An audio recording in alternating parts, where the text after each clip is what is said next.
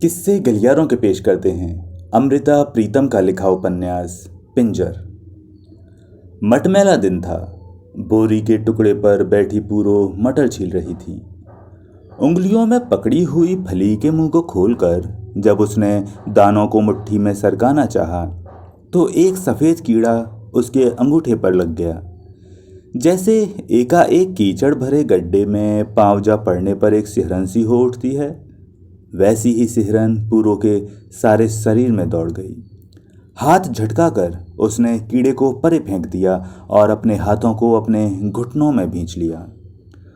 पूरो के सामने मटर की फलियां, निकाले हुए दाने और खाली छिलके बिखरे पड़े रहे।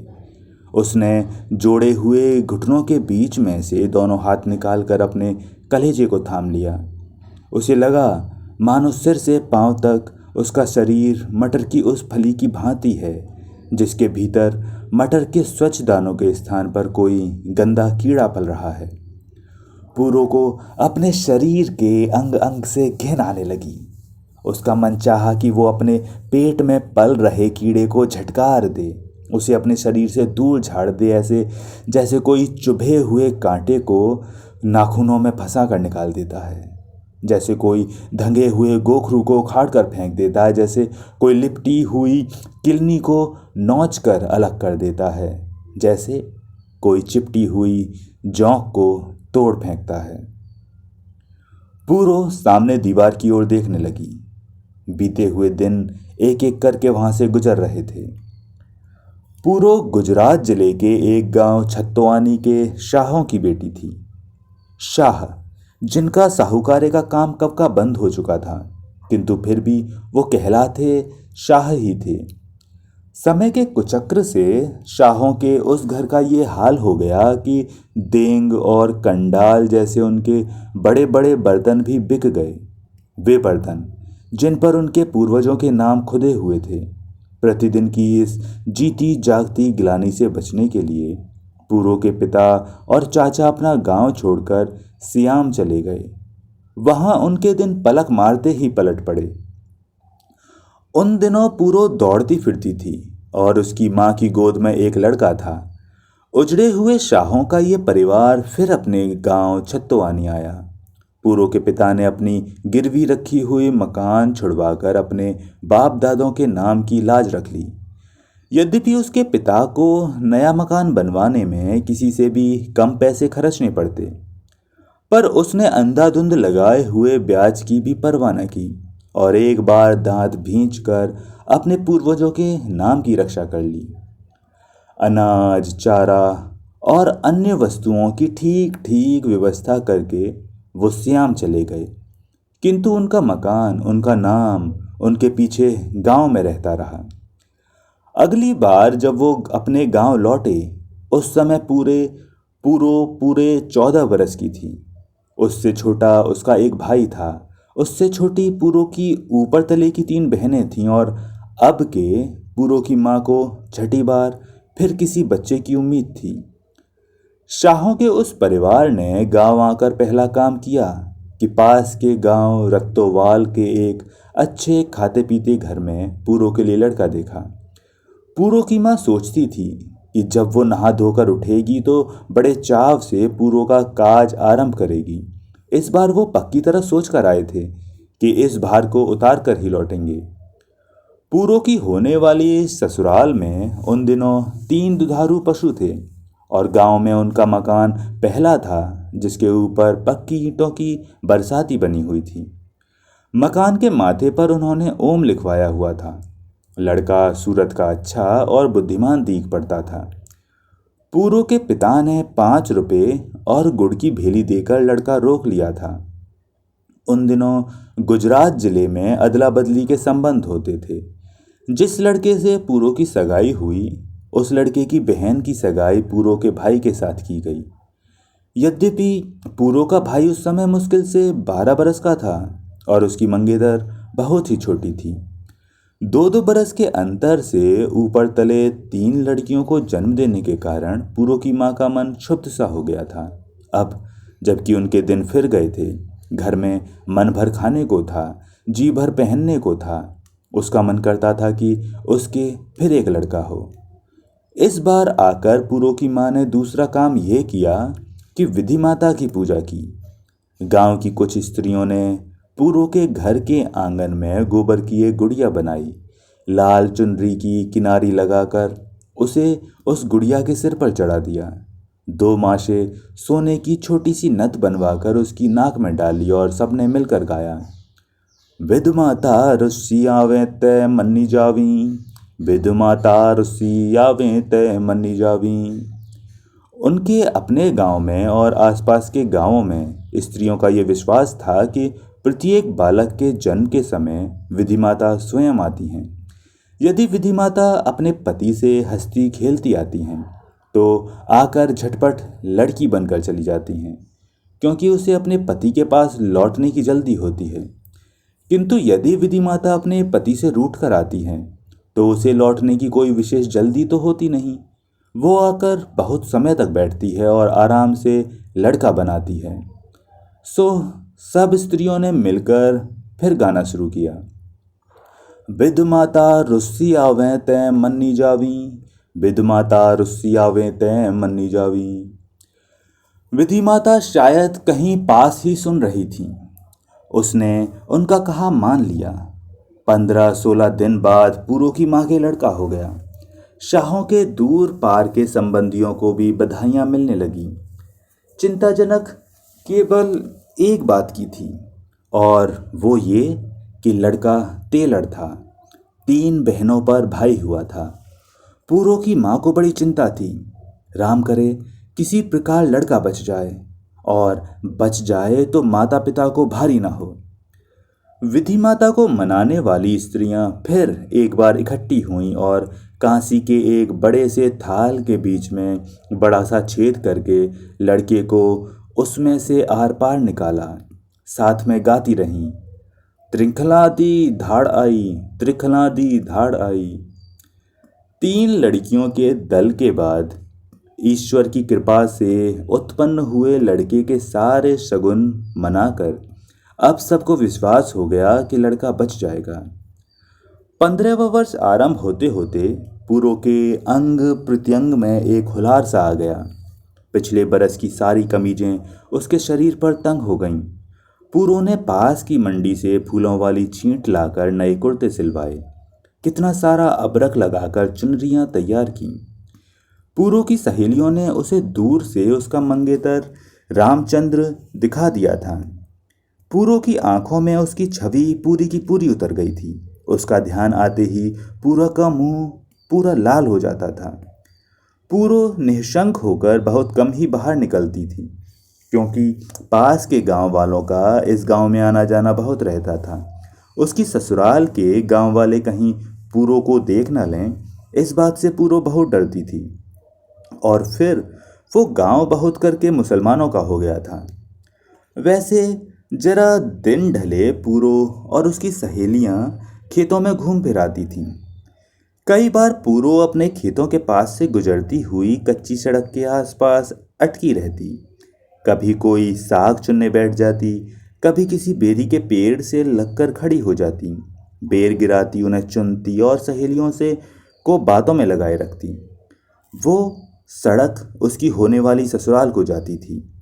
मन ही मन वो सोचती, यदि उसका मंगेतर आज इधर से गुजर जाए, वो उसे गुजरते हुए एक बार देख ले। पूरो का दिल उस सड़क के किनारे खड़े होते ही धक धक करने लगता।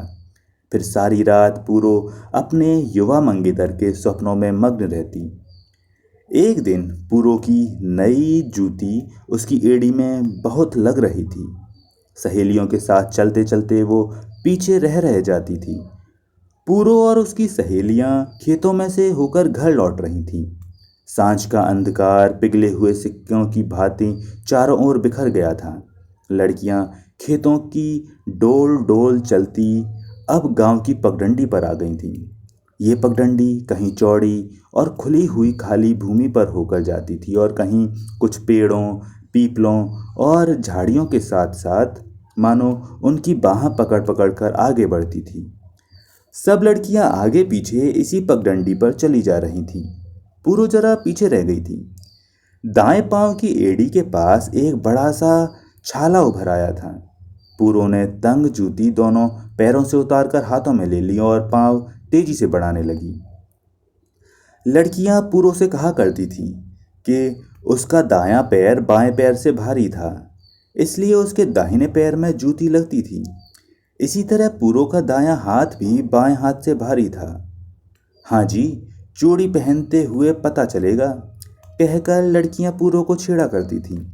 पूरो की आंखों के सामने आ गया, मानो सच्चे हाथी दांत की लाल चूड़ियां उसके हाथों में पहनाई जा रही हैं।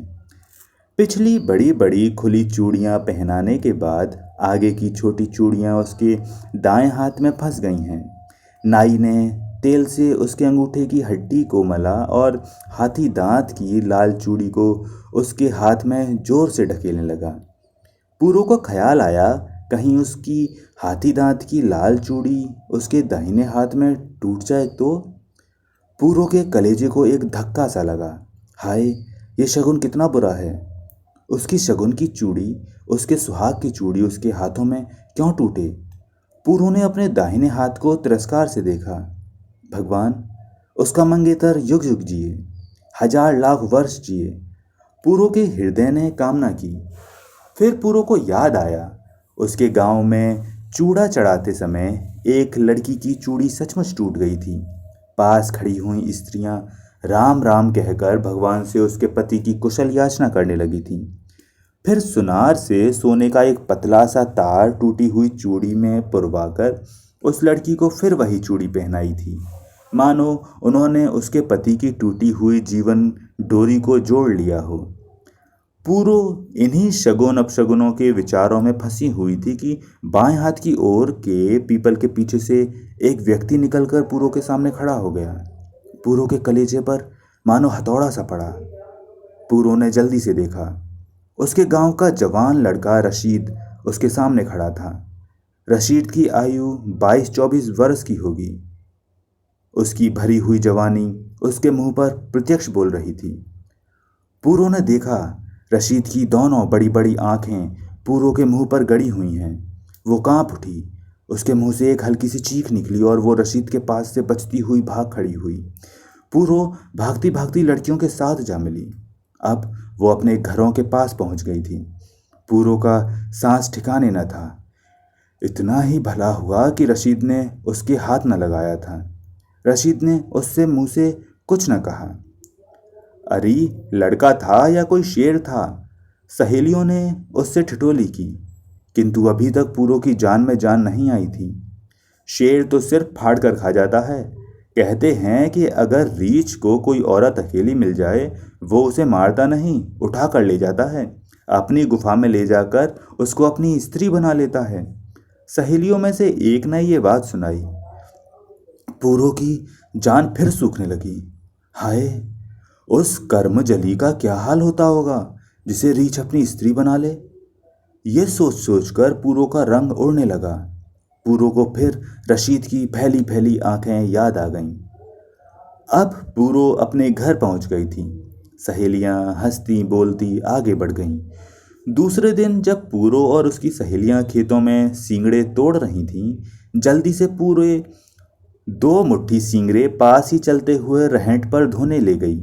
छोटे छोटे सींगरों की डंडियां तोड़कर 2-4 सींगरे पूरो ने अपने मुंह में डाल लिए। तभी उसने देखा कि पास के पेड़ के साथ रशीद खड़ा हुआ है। उसकी टांगों में से मानो किसी ने जान ही खींच ली। भय उसके मुंह पर छा गया। अजी, डरती क्यों हो? हम तो तुम्हारे चाकर हैं। आज रशीद बोल उठा। उसके मुंह से शरारत टपक रही थी। पूरो को ऐसे लगा जैसे अभी रशीद रीछ के चौड़े पंजे की भांति उसके मुख पर झपट पड़ेगा। उसकी लंबी लंबी उंगलियां रीछ के नाखूनों की भांति उसकी गर्दन के चारों ओर फैल जाएंगी, फिर उसे खींचता हुआ ले जाएगा और फिर सौभाग्यवश पूरो ने देखा, सामने से 2 किसान चले आ रहे हैं। रशीद वैसे का वैसा ही खड़ा था। पूरो लाल टमाटरों से भरी हुई क्यारी के ऊपर से छलांग मारकर जल्दी जल्दी पांव फेंकती सहेलियों से जा मिली। उस दिन पूरो बहुत निढाल सी रही। सारे रास्ते लड़कियों का हाथ पकड़ पकड़ कर चलती रही। परछाइयों से भी कांप कांप उठती, जरा जरा सी खड़खड़ाहट से भी चौंक चौंक उठती। पूरो ने न तो कुछ अपनी माँ को बताया, न अपने पिता को। उसकी सहेलियाँ कहती थीं, भला ये भी माँ बाप से कहने की कोई बात है? जवान लड़कियों को रास्ता चलते शौहदे सदा से ही ताकते झांकते आए हैं। मुँह जवानी कभी उनके गुलाम बनते हैं, कभी अपने आप को उनका चाकर कहते हैं। ऐसी ऊल जलूल बकते ही आए हैं। वो बका करें भौंका करें, भला कोई कुत्तों के भौंकने से डरकर सड़कों पर चलना छोड़ दिया जाता है? उस दिन उनके गांव में एक 6-7 बरस के लड़के को एक पागल कुत्ते ने काट खाया। गली मोहल्ले की स्त्रियों ने मिलकर लड़के के घाव पर लाल मिर्चें बांध दी। मिर्चों की तेजी से कुत्ते के दांतों का जहर कट जाता है। पूरो ने जब ये खबर सुनी तो तुरंत ही उसके मन में विचार आया कि वो लाल मिर्चें कूटकर रशीद की आंखों में झोंक दें। जितना वो रशीद की आंखों के संबंध में सोचती थी, उतना ही उसे जहर चढ़ता था। सहेलियां पूरो की बाहें पकड़कर खींचती थीं, पर पूरो को साहस न होता था कि वो खेतों की ओर जाए।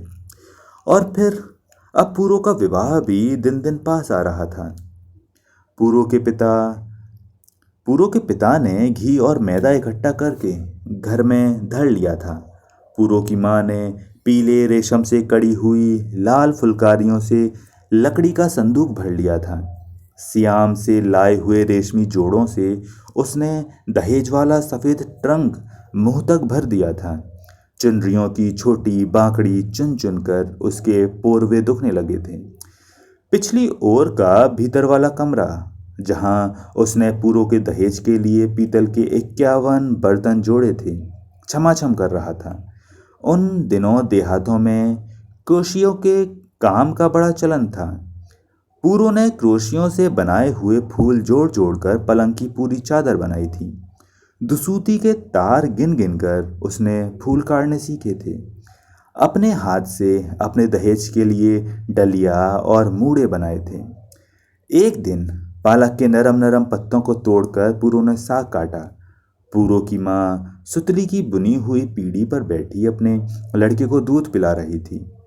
पूरो ने मिट्टी की हंडिया को बांध के छोटे से गुच्छे से अच्छी तरह मांजा।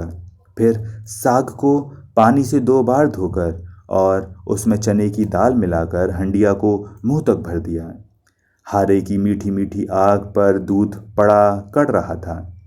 पूरो ने चूल्हे में 2-4 चिपटियां लगाकर साग चढ़ा दिया। पूरो का विवाह अब बस बिल्कुल पास आ गया था। पूरो की माँ को प्रतीक्षा थी कि कौन जाने आज या कल पूरो को ससुराल से कोई नाप लेने ही आ जाए। पूरो कितनी सुंदर सुघड़ लड़की है।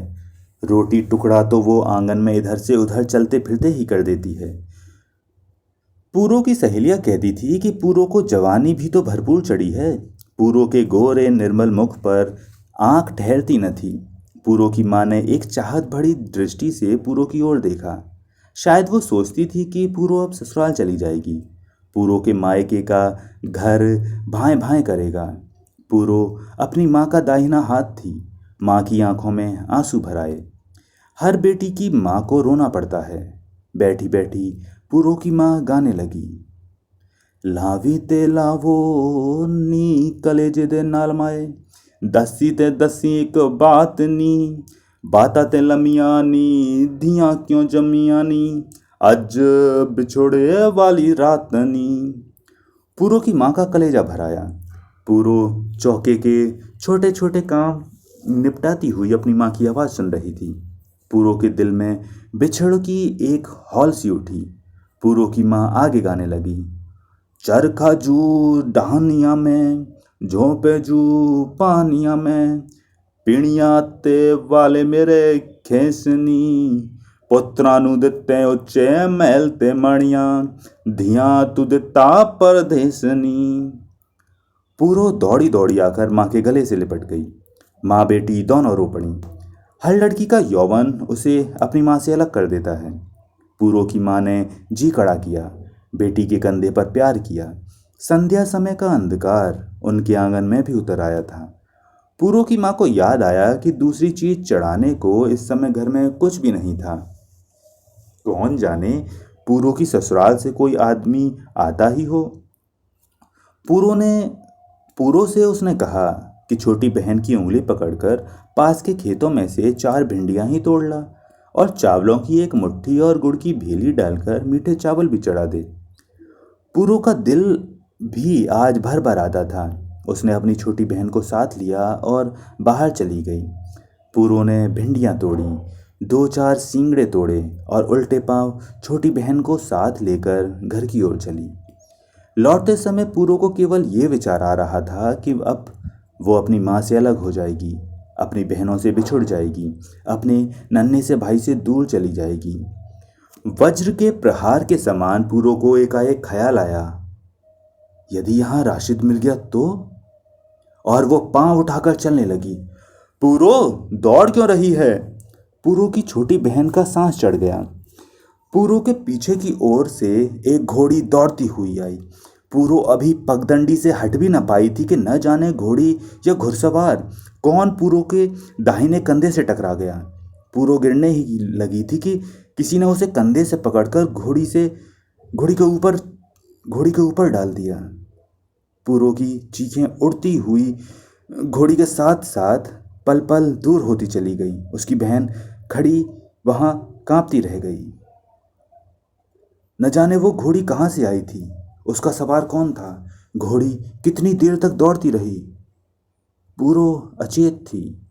पूरो को जब होश आया, वो एक कमरे में चारपाई पर पड़ी थी। चारों ओर दीवारें थीं, सामने एक बंद दरवाजा। पूरो को सब कुछ याद आ गया। उसने दीवारों से अपना सिर दे दे मारा, उसने दरवाजे से अपना सिर दे दे मारा। हार थक के पूरो चारपाई पर आ पड़ी। वो फिर अचेत हो गई। पूरो को जब होश आया, कोई उसके सिर से गरम घी मल रहा है। पूरो ने एक बार सोचा, शायद उसकी माँ उसके सिरहाने बैठी हुई थी और पूरो को बहुत तेज बुखार चढ़ा था। ओ माँ, पूरो के मुख से निकला। मेरी गलती माफ़ कर और एक बार होश में आ पूरो, किसी ने सिरहाने की ओर से कहा। ज्वर से जलती हुई पूरो ने सिर उठाकर देखा। रशीद उसके सिरहाने बैठा था। पूरो की एक चीख निकली और वो मूर्छित हो गई। पूरो ने देखा, काली खालवाल एक रीछ उसके बालों में अपने पंजे फेर रहा है। पूरो एक गुफा में पड़ी है। वो सिकुड़ती जाती है, रीछ फैलता जाता है। रीछ ने अपनी बालों वाली बाहों में पूरो को लपेट लिया है। पूरो ने आंखें फाड़ फाड़ कर देखा। कोई उसके पैरों के तलवे मल रहा था। फिर किसी ने उसके कंधों को दबाया। फिर किसी ने उसके मुंह में चुल्लू भर पानी डाला। रीछ की गुफा या रशीद का घर? पूरो के सिर में चक्कर आ रहे थे। फिर शायद पूरो सो गई। पूरो को अपनी माँ, अपना गांव, सभी कुछ याद था। वैसे उसे लगता था कि उस गुफा में पड़े पड़े उसे कई वर्ष हो गए हैं। रशीद की सूरत देखने की उसे आदत हो गई थी। न रशीद ने उससे कभी कुछ कहा, न उसने रशीद को बुलाया। सोती हुई पूरो के मुंह से रशीद गरम किया हुआ गुड़ और घी चमचे से डाल देता था। कभी कुछ पूरो के गले के नीचे उतर जाता था, कभी पूरो थूक डालती थी। फिर पूरो ने साहस करके दीवार के साथ पीठ लगाई और चारपाई पर बैठ गई। मैं कहाँ हूँ? पूरो ने पूछा। मेरे पास। रशीद चारपाई के सामने स्टूल पर बैठा था। रशीद का मुख झुका हुआ था। आज उसकी आंखें फट फट कर पूरो के मुख पर नहीं पड़ रही थी। तू मुझे यहाँ क्यों लाया है? पूरो को पूछने का साहस हुआ। फिर कभी बताऊंगा। रशीद ने इतना ही कहा और उठकर बाहर चला गया। पूरो गुमसुम चारपाई पर पड़ी रही। इस समय कमरे का दरवाजा खुला हुआ था। पूरो ने देखा, बाहर एक छोटा सा दालान है। दालान के साथ ही एक छोटी सी ड्योढ़ी है और फिर बाहर का दरवाजा। पूरो कांपते कांपते उठी। उसने चारों ओर दीवारों को देखा। वो डर रही थी, अभी इन दीवारों में से कोई निकल आएगा, उसकी बाहें पकड़कर उसे चारपाई पर डाल देगा। किंतु दीवारों में से कोई न निकला। पूरो बाहर के दालान में आ गई। आंगन में एक कोने में चूल्हे में आग बुझी हुई थी।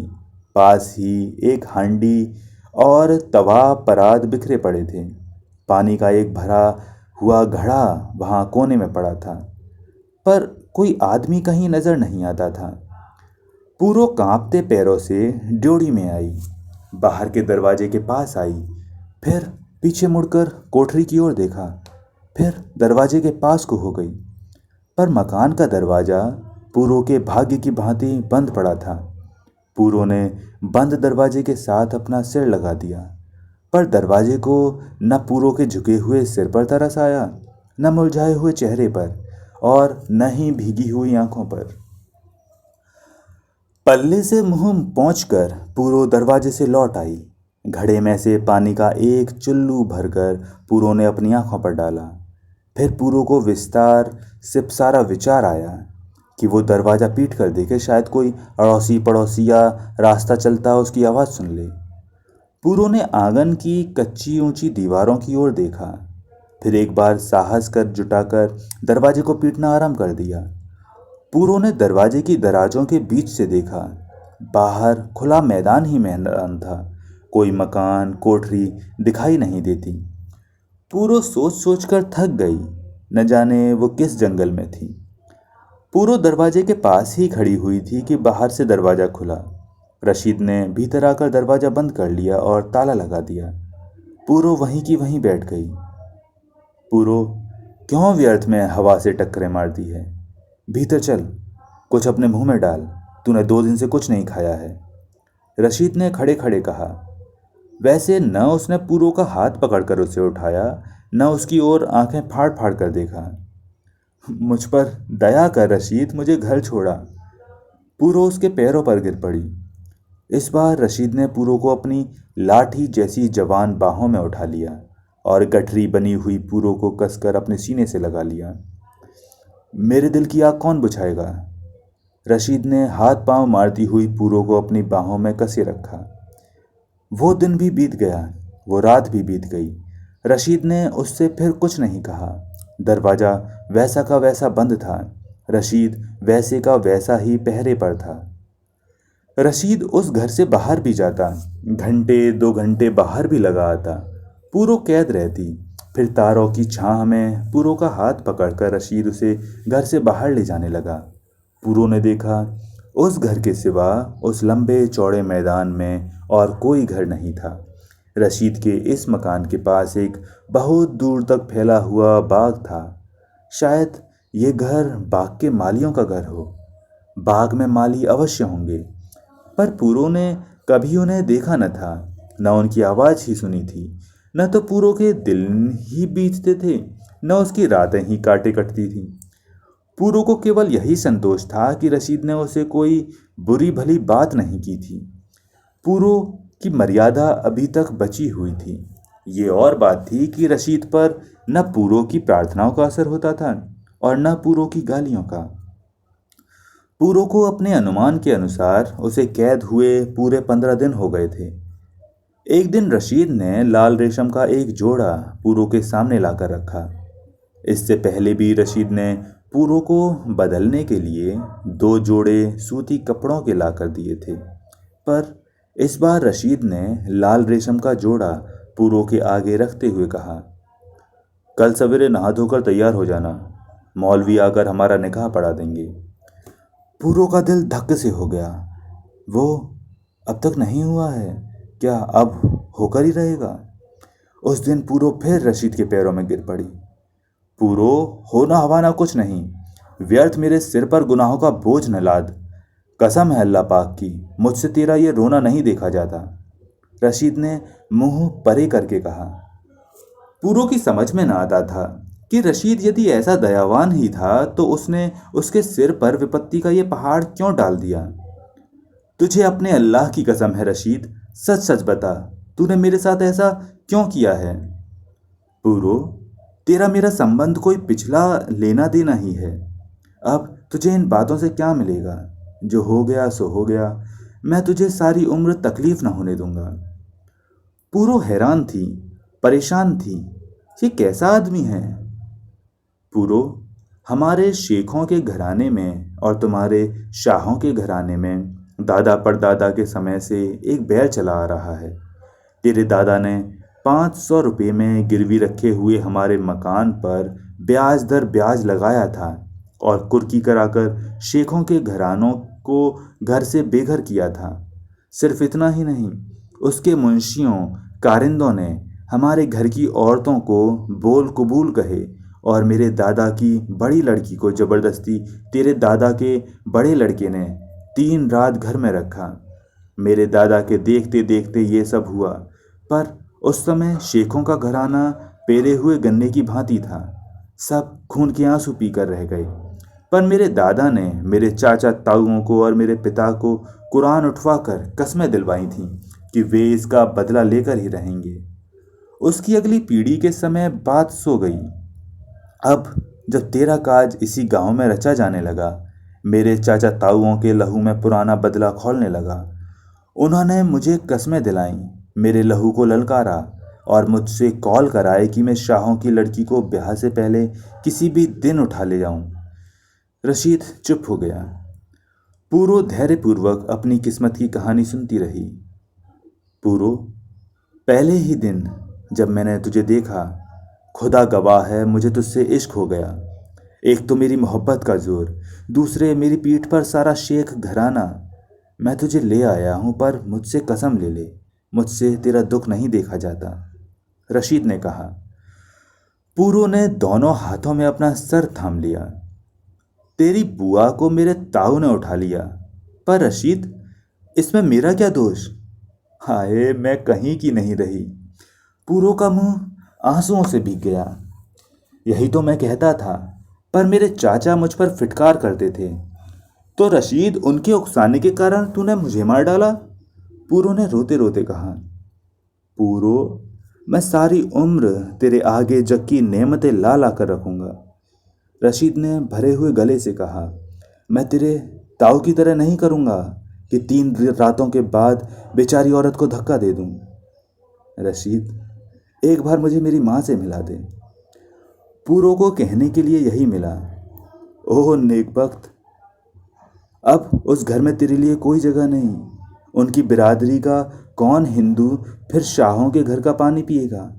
तू मेरे घर में पूरे 15 दिन रह चुकी है, पर मैंने तो सिर्फ तेरे घर के अन्न पानी से मुंह लगाया है। मैं पूरो आगे कुछ ना कह सकी, पर जो कुछ पूरो कहना चाहती थी उसे रशीद समझ गया। इस बात को कौन मानेगा पूरो? ये तो मेरी शराफत है कि पहले मैं तेरे साथ निकाह पढ़वाऊंगा। रशीद ने नरम आंखों से पूरो की ओर देखा। पूरो की आंखों के सामने उसका मंगेतर फिर गया।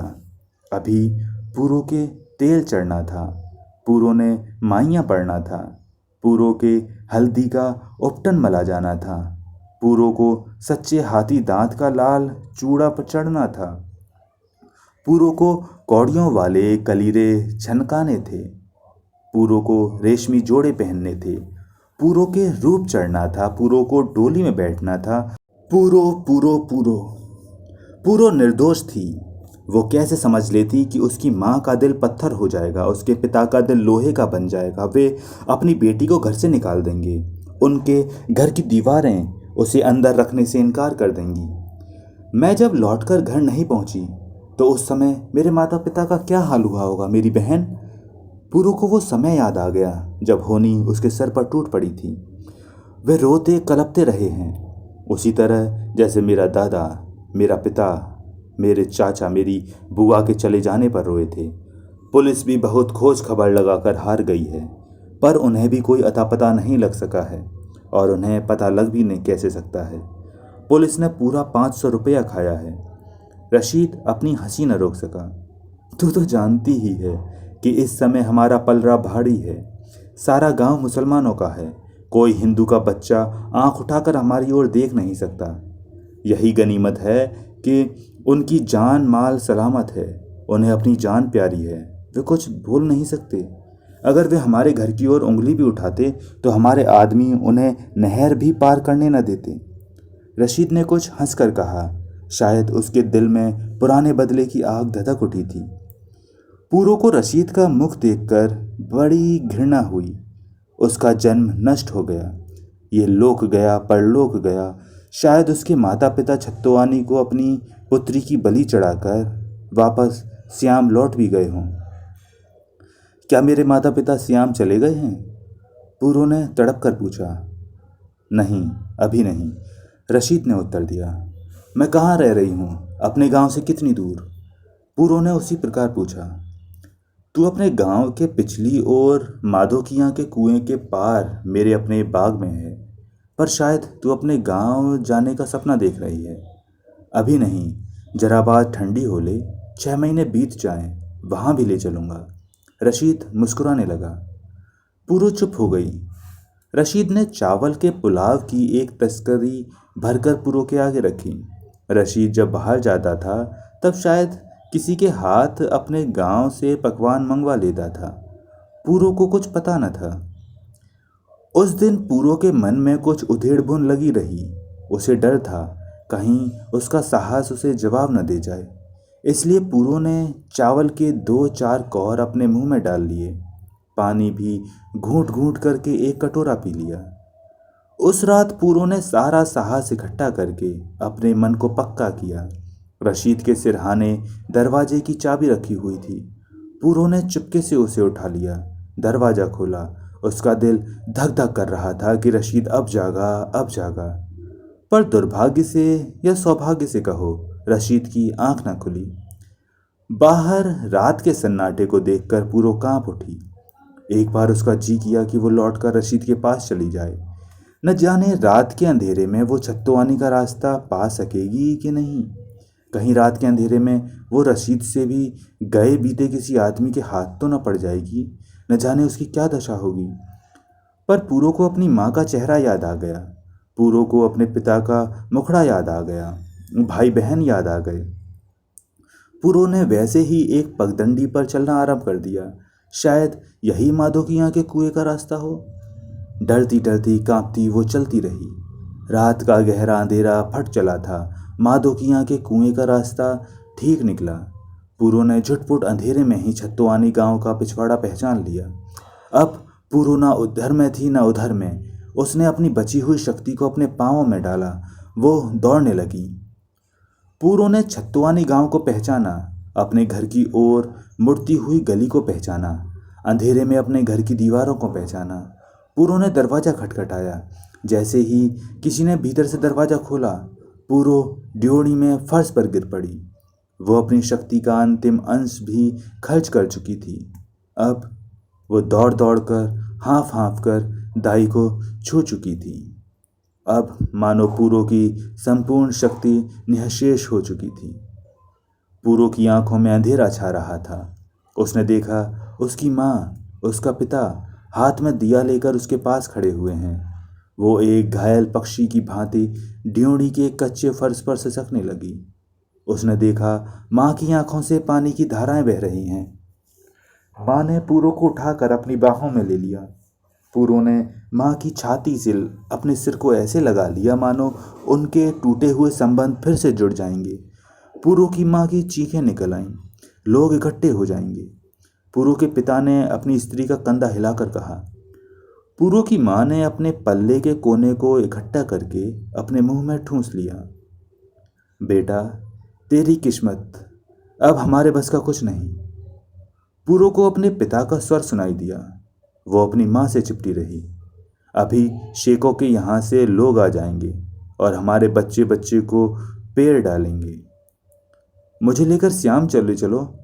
पूरो ने माँ की छाती से मुंह जरा हटाकर बड़े आग्रह के साथ कहा। हम तुम्हें कहाँ रखेंगे? तुझे कौन ब्याह कर ले जाएगा? तेरा धर्म गया, तेरा जन्म गया। हम जो इस समय कुछ भी बोले तो यहाँ हमारे लहू की एक बूंद भी नहीं बचेगी। हाय, मुझे अपने हाथ से ही मार डालो। पूरो ने तड़प कर कहा। बेटा, जन्मते ही मर गई होती। अब यहाँ से चली जा। शेख आते ही होंगे। तेरे पिता, तेरे भाई का कहीं पता भी नहीं मिलेगा। वे सबको मार डालेंगे। माँ ने न जाने कैसे अपने दिल पर पत्थर रखकर ये बात कही। पूरो को ध्यान आया। रशीद ने कहा था, ओ नेकबख्त, अब उस घर में तेरे लिए कोई जगह नहीं। क्या रशीद ने सच ही कहा था? पूरो को एक बार मंगेतर रामचंद का ध्यान आया। क्या सगाई और क्या ब्याह? क्या पूरो उसकी कुछ न लगती थी? उसने पूरो की बात भी न पूछी। फिर पूरो का जीने का मन न किया। उसने सोचा, और सब रास्ते तो बंद हैं, शायद मौत का रास्ता खुला हो। वो उठकर बाहर की ओर चल दी। न माँ ने रोका, न पिता ने। पूरो चलती गई। आते समय पूरो जीवन से भेंट करने जा रही थी। उसके हृदय में लालसा थी जीने की, माता पिता से मिलने की। बहुत डरती कांपती आई थी। लौटते समय वो मृत्यु से भेंट करने चली थी। अब उसके मन में कोई डर नहीं था, कोई भय नहीं था। मृत्यु से बढ़कर कोई उसका क्या कर सकता था। पूरो निशंक मादोकियां के कूड़े की ओर जा रही थी। प्रभात का नव प्रकाश सब पगडंडियों पर बिखरा हुआ था। सामने से रशीद डग भरता चला आ रहा था। पूरो के पांव वहीं जम गए। मृत्यु ने भी पूरो पर अपना दरवाजा बंद कर लिया था। पूरो को लगा कि इन 15 दिनों ने उसके शरीर पर से सारा मांस उतार लिया है। अब वो निरापिंजर है। उसकी न कोई आकृति है, न सूरत, न कोई मर्जी, न मन। रशीद ने आकर पूरो की बाह पकड़ ली। वो उसके साथ चल दी। तीसरे दिन एक मौलवी आया। 2-3 आदमी और आए। उन्होंने रशीद के साथ पूरो का निकाह पढ़वा दिया। फिर अपने आप ही रशीद ने पूरो को बताया कि उसके माता पिता कुशल पूर्वक सियाम चले गए। छत्तोआनी का नाम लेते हुए भी पूरो को चक्कर आने लगता। रशीद इस बात को समझता था, और फिर पूरो को छत्तोआनी ले जाना भी खतरे से खाली नहीं था।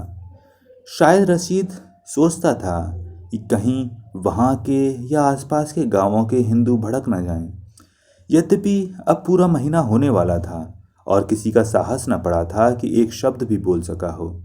और फिर दूसरे की आग में कौन कूदता है। ये तो पीढ़ियों के बैर थे। किसी ने अपने मन में दबा लिए, किसी ने निकाल लिए। रशीद की माँ या कोई बहन उस समय जीवित न थी। भाई थे, चाचा थे। रशीद ने पूरो से कहा कि वो उसे वहाँ से कोसों दूर अपने एक गांव सक्कड़ आली ले जाएगा, जहाँ दादा पोतों के रिश्ते के एक भाई रहीम की ज़मीन थी। शायद उसकी कुछ ज़मीन को भी अपनी इधर की ज़मीन से बदल ले। अब पूरो होनी के हर धक्के के लिए तैयार थी। जब सगे माता पिता ने ही धक्का दे दिया, तो अब गांवों में ही क्या पड़ा था। यहाँ न सही, वहाँ सही।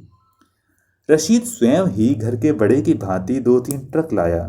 फिर कुछ और सामान लाया और फिर पूरो को साथ लेकर सकड़ा चल दिया। रास्ते में जैसे कोई आंखें मीचकर चलता हो, ठीक उसी तरह रशीद के साथ साथ चलकर पूरो नए गांव में आ गई। नए गांव में पहुंचते ही उन्हें एक अलग मकान मिल गया। शायद रशीद ने पहले ही रहीम से कह सुनकर ये व्यवस्था कर ली थी। रहीम का घर उनके घर से काफ़ी दूर था। फिर भी रहीम के घर की स्त्रियां उससे मिलने आईं। ये पहली बार थी जब पूरो को रशीद के संबंधियों में स्त्रियों से मिलने का अवसर पड़ा। पूरो एक खोई हुई बछिया की भांति उनके पास बैठी रही। उन्होंने पूरो से बहुत पूछताछ न की। छोटी मोटी घर की आवश्यकताओं के संबंध में ही पूछती रहीं। रशीद पूरो को पूरो ही कहकर बुलाता था। निकाह के समय पूरो का नाम हमीदा रखा गया था। वो अभी उसकी जबान पर नहीं चढ़ा था। एक दिन अचानक ही रशीद एक आदमी को घर ले आया। वो बाहों पर स्त्रियों पुरुषों के नाम गोदता था। उस दिन फिर पूरो का हृदय टीस उठा। परंतु जैसे ही रशीद ने कहा, उसने बाह आगे कर दी और उसकी बाईं बाह पर हमीदा गहरे हरे रंग के अक्षरों में गोदा गया। रशीद भी उस दिन से उसे हमीदा पुकारने लगा। शायद ये सलाह रहीम के घर वालों ने दी थी। पूरो अब हमीदा बन गई, किंतु अभी तक जब रात को वो सोती जाती थी, उसके सपने में उसकी सहेलियां मिलती थीं। सपनों में वो अपने माता पिता के घर खेलती कूदती फिरती थी। सब उसे पूरो ही पुकारते थे। दिन में प्रकाश में पूरो हमीदा बन जाती थी। रात के अंधकार में वो पूरो रहती। किंतु पूरो सोचती थी, वो वास्तव में हमीदा थी न पूरो। वो केवल एक पिंजर थी, केवल पिंजर, जिसका कोई रूप न था, कोई नाम न था। 5-6 महीने बीते होंगे कि पूरो के पिंजर में एक नन्ही सी जान भड़कने लगी। मटमैला दिन था। बीते हुए दिन एक एक करके पूरो की आंखों के आगे से गुजर गए। बोरी के एक टुकड़े को अपने पैरों के नीचे लेकर पूरो पत्थर का बुत बनी हुई उन्हें देखती रही। बाहर के दरवाजे को खोलकर रशीद भीतर के आंगन में आकर खड़ा हो गया। पूरो को जैसे खड़का सुनाई ही नहीं दिया। पूरो को जैसे कोई आता दिखाई ही नहीं दिया। वो बैठी की बैठी रही। रशीद को शायद सचमुच ही पूरो से प्रेम था। वो चुपके से आकर पूरो के पास बैठ गया। क्या सोच रही है? रशीद ने अपनी एक बाह पूरो के शरीर से सटा दी। पूरो आज अत्यंत उदास थी। वो न हिल सकी न बोल सकी। रशीद उसे दुलार करता रहा। फिर बहुत देर बाद पूरो ने कहा, आज मुझे ऐसा लगता है जैसे कोई मेरे भीतर मेरी अंतड़ियों को नोच रहा है। रशीद हंसता रहा और पूरो के मन को ढांढस बांधता रहा। फिर रशीद ने चूल्हे में बुझी हुई आग को सुलझाया और पूरो को पास बिठाकर वो खुद एक पतीले में बटेर भुनने लगा। न तू कहीं आती जाती है, न किसी से मिलती जुलती है। ऐसे तो अच्छे भले आदमी का जी घबरा उठता है। रशीद ने थोड़ी देर ठहर कर कहा, कहाँ जाऊं? मेरे लिए और जगह ही कौन सी है? पूरो ने बुझे हुए मन से कहा, अब तू घर की मालकिन है और 4 दिन में तेरे आंगन में एक जीप खेलेगा। मेरे लिए न सही, उसके लिए ही सही। तुझे अपने मन को छोटा नहीं करना चाहिए। उस बेचारे ने तेरा क्या बिगाड़ा है? रशीद को अपने होने वाले बच्चे का ध्यान आ गया। उसने उसी की दुहाई देकर पूरो से ये आग्रह किया। पूरो को फिर मटर की फली में से निकले कीड़े का ध्यान आ गया, जिसे देखकर जी मिचला उठा। जिसके पास वाले मटर के दानों को फेंक दिया जाए। ला, बटेरों के मसाले में थोड़े से मटर डालने हैं। रशीद ने पूरो के आगे बिखरे हुए मटर के दानों की ओर देखकर कहा, मटर तो सब पकी हुई हैं। अब मटरों की कौन सी बहार है? अब तो बैसाख चढ़ने वाला है। पूरो जानती थी आज वो मटर नहीं खा सकेगी। हाँ सच, कल तो बैसाखी का बड़ा भारी मेला लगेगा। रशीद ने सहज भाव से कहा, बैसाखी? बैसाखी? पूरो के कानों में गूंजने लगा। वो परात में 2-3 मुट्ठी आटा डालकर गूंदने लगी, जिससे उसका मन बट जाए। आज तो मेरा जी कर रहा है कि गुड़ डालकर सेवइयां बनाई जाएं। रशीद ने कहा। पूरो चुपके से भीतर से सेवइयां और गुड़ ले आई।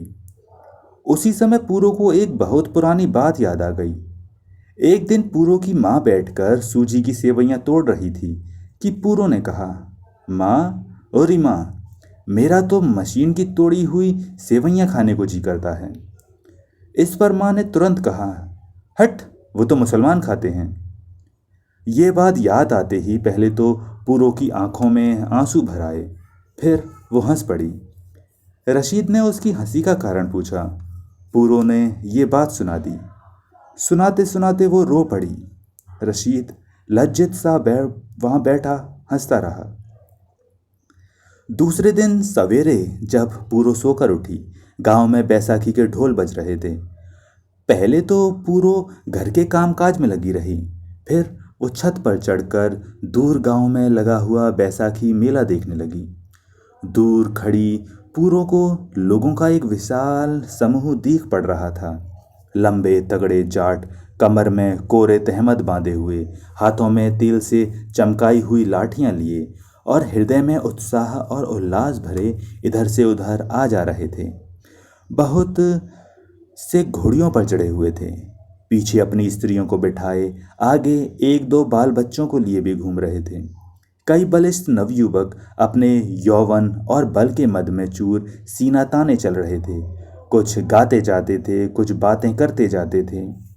दूर परे मैदान में कुश्तियां हो रही थीं। जलेबियों के थाल लगे हुए होंगे।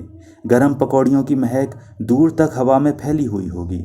गुड़ के शक्करपारे, मैदे की मठरियाँ और मिठाइयों के ढेर लोहे के चौड़े थालों में सजे हुए होंगे। पूरो के मस्तिष्क में एक विचार उत्पन्न हुआ, मानो किसी ने उसके सिर में हथौड़ा दे मारा। उसकी माँ ने 3 लड़कियों के बाद इस पुत्र को जन्म दिया था। और ये उसकी पहली बैसाखी थी। पूरो खड़ी थी, छत पर बैठ गई।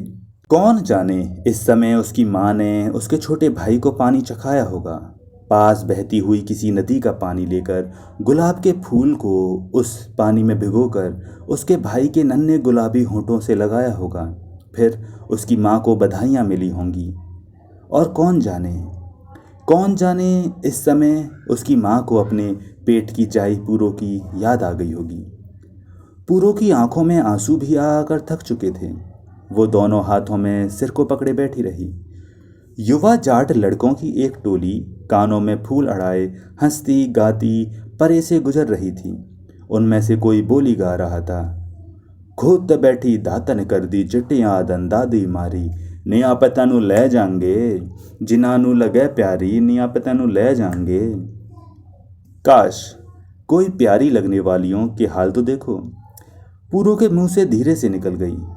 फिर पूरो के मन में एक विचार आया। वो रशीद को ही प्यारी लगी। रशीद उसे ले आया। वो अपने मंगेतर रामचंद को क्यों प्यारी न लगी? उसने तो उसकी बात भी न पूछी। वो तो रामचंद को प्यारी लगना चाहती थी। रशीद को न तो उसने स्वयं ढूंढा था, न ही उसके माता पिता ने उसे चुना था। जाट हंसते जा रहे थे, कूदते जा रहे थे, भंगड़ा नाचते जा रहे थे, बोलियां गाते जा रहे थे।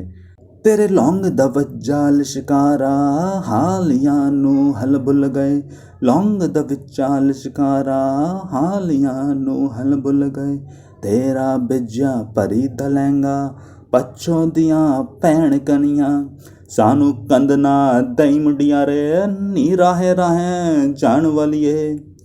पूरो सोचती रही। सब गीत सुंदर लड़कियों के ही गुनगाते हैं। सारे भजन सच्चे प्रेम का ही वर्णन करते हैं। क्या कभी ऐसे गीत भी बनेंगे जिनमें मुझ जैसी लड़कियों के रुदन की कथा लिखी जाएगी? क्या कभी ऐसे भजन भी होंगे जिनका कोई भगवान ही न होगा? चढ़ती जवानी वाली कुछ नव युवतियाँ अपने यौवन की उच्च श्रृंखला में अपनी एक अलग टोली बनाकर मेले में चली जा रही थीं। कुछ दूर पर जा रहे जाट लड़के अपनी टोलियों में से मुड़ मुड़कर उनकी ओर ताक झाँक कर रहे थे और हंस रहे थे। शायद उनसे हंसी मजाक कर रहे हों। पूरो सोचने लगी, यदि सब जवान लड़कियों को ये लड़के अपनी अपनी घोड़ियों पर उठाकर भाग जाएं, फिर क्या हो यदि ये इन लड़कियों को उठाकर ले जाएं? भरी गर्मी आ गई थी। छिपटियां डालकर जलाए गए तंदूर की भांति धरती जल रही थी। पूरो कभी बैठती, कभी उठती, कभी लेट रहती थी। आज उसका जी ठीक नहीं था। पल पल पर वो पानी पी रही थी। उसकी पड़ोसन ने उससे कहा था, जैसे भी हो आज नहा ले और अपना सिर भी धो ले, फिर क्या पता रात को या सवेरे ही तेरे घर कुछ हो जाए, फिर तू कितने ही दिन उठने योग्य न रहेगी। रशीद ने देखा, पूरो का रंग शरीर में उठती पीड़ा के साथ साथ पूनी जैसा सफ़ेद होता जा रहा था। रशीद को वो समय याद आ गया जब वो छत्तोआनी की कच्ची सड़क से पूरो को अपने आगे घोड़ी पर बिठाकर भगा लाया था। उस समय भी पूरो का रंग सफ़ेद फिटकरी जैसा हो गया था। उस समय पूरो की आत्मा में से चीज़ें उठ रही थीं, आज उसके रक्त मांस में से। रशीद ने रहीम के घर अपने खेतों पर काम करने वाला एक नौकर भेजा। पूरो को अकेली छोड़कर जाने का उसे साहस न होता था। अब रहीम की माँ पहुंची। उस समय बढ़ती हुई पीड़ा पूरो के मुख पर बल खा रही थी। आते समय रहीम की माँ अपनी गली वाली उस रेशमा दाई को भी लेती आई थी, जिसने रहीम की दोनों स्त्रियों के 2-2, 3-3 लड़के लड़कियां पैदा होने के समय मदद दी थी। दाई ने आते ही एक पुरानी दरी फर्श पर डालकर उस पर पूरो को लिटा दिया। पूरो चारपाई की नरमाई को छोड़कर कड़ी जमीन पर लेटी कराहने लगी। रशीद बाहर दहली के पास खड़ा था। बंद किए हुए भीतरी किवाड़ के अंदर से पूरो के दांतों की भिची हुई लंबी लंबी हुंकार रशीद को सुनाई देती रही। उसका मन कर रहा था पूरो के शरीर में से बहुत नहीं तो कम से कम आधी पीड़ा निकाल कर अपने में डाल ले। पूरो अकेली ही पड़ी कराह रही थी। दाई नई गोट वाले पंखे से पूरो के मुख पर धीरे धीरे हवा करती रही, कितनी ही बार रहीम की माँ ने घूंट घूंट करके पूरो के मुंह में पानी डाला। बाहर खड़े हुए रशीद ने 3 जोर की चीखों के बाद बच्चे की टिटियाने की आवाज़ सुनी। उसके बाद पूरो के मुख से कोई आवाज़ न निकली। उसका कष्ट समाप्त हो चुका था। रशीद ने चैन की सांस लिया। उसका जी कर रहा था कि वो भीतर चला जाए। दाई तो शायद बच्चे की देखभाल में लगी होगी, वो जाकर पूरो को संभाले। पूरो अभी तक उसके हाथों में रोती ही रही थी। पूरो अभी तक उसके कारण कराहती ही रही थी। पर भीतर उसकी चाची बैठी हुई थी, भीतर दाई बैठी हुई थी।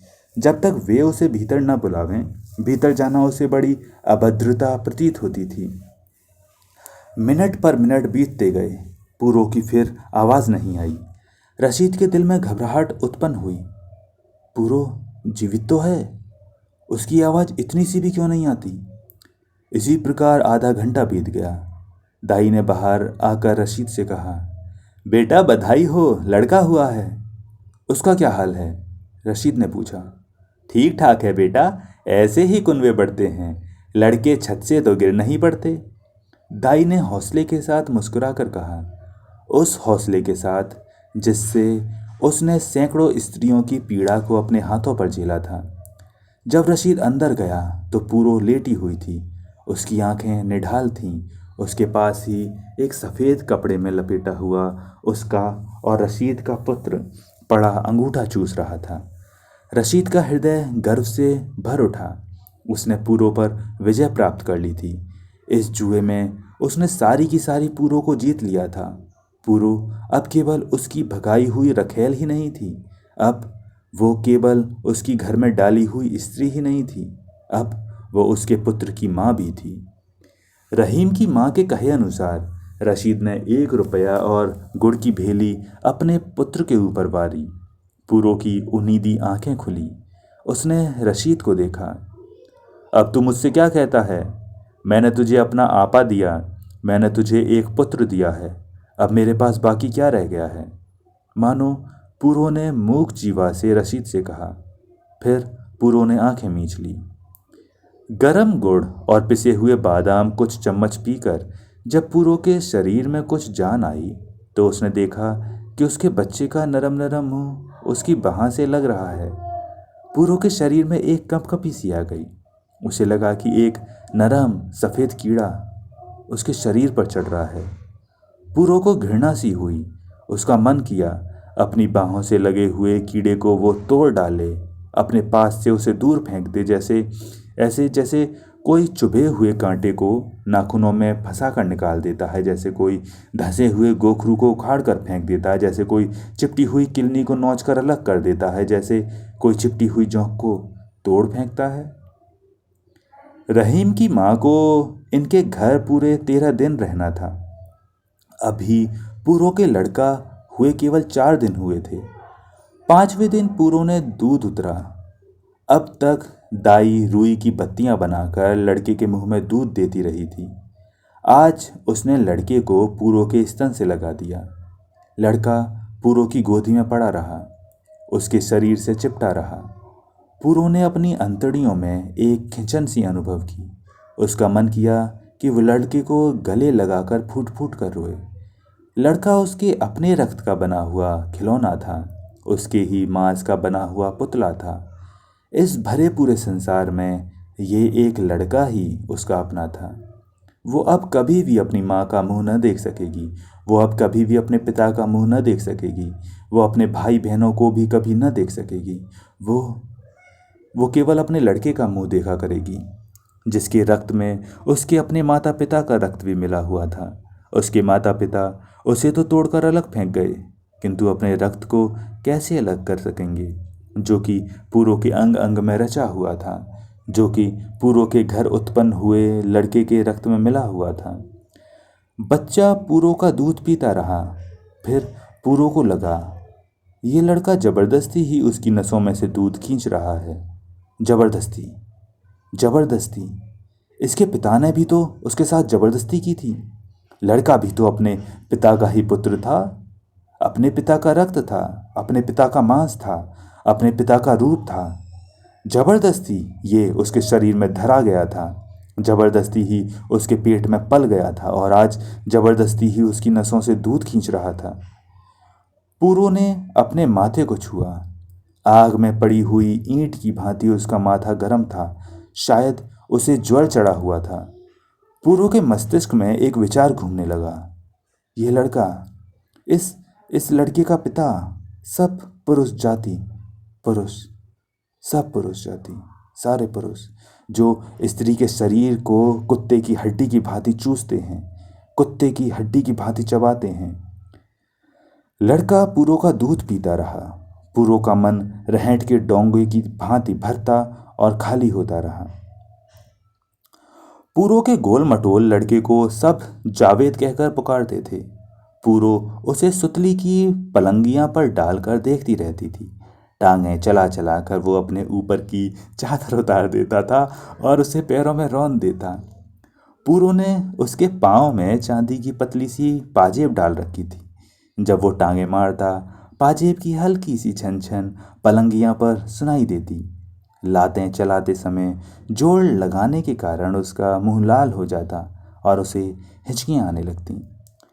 फिर पूरो उसके हाथों की ओर देखती।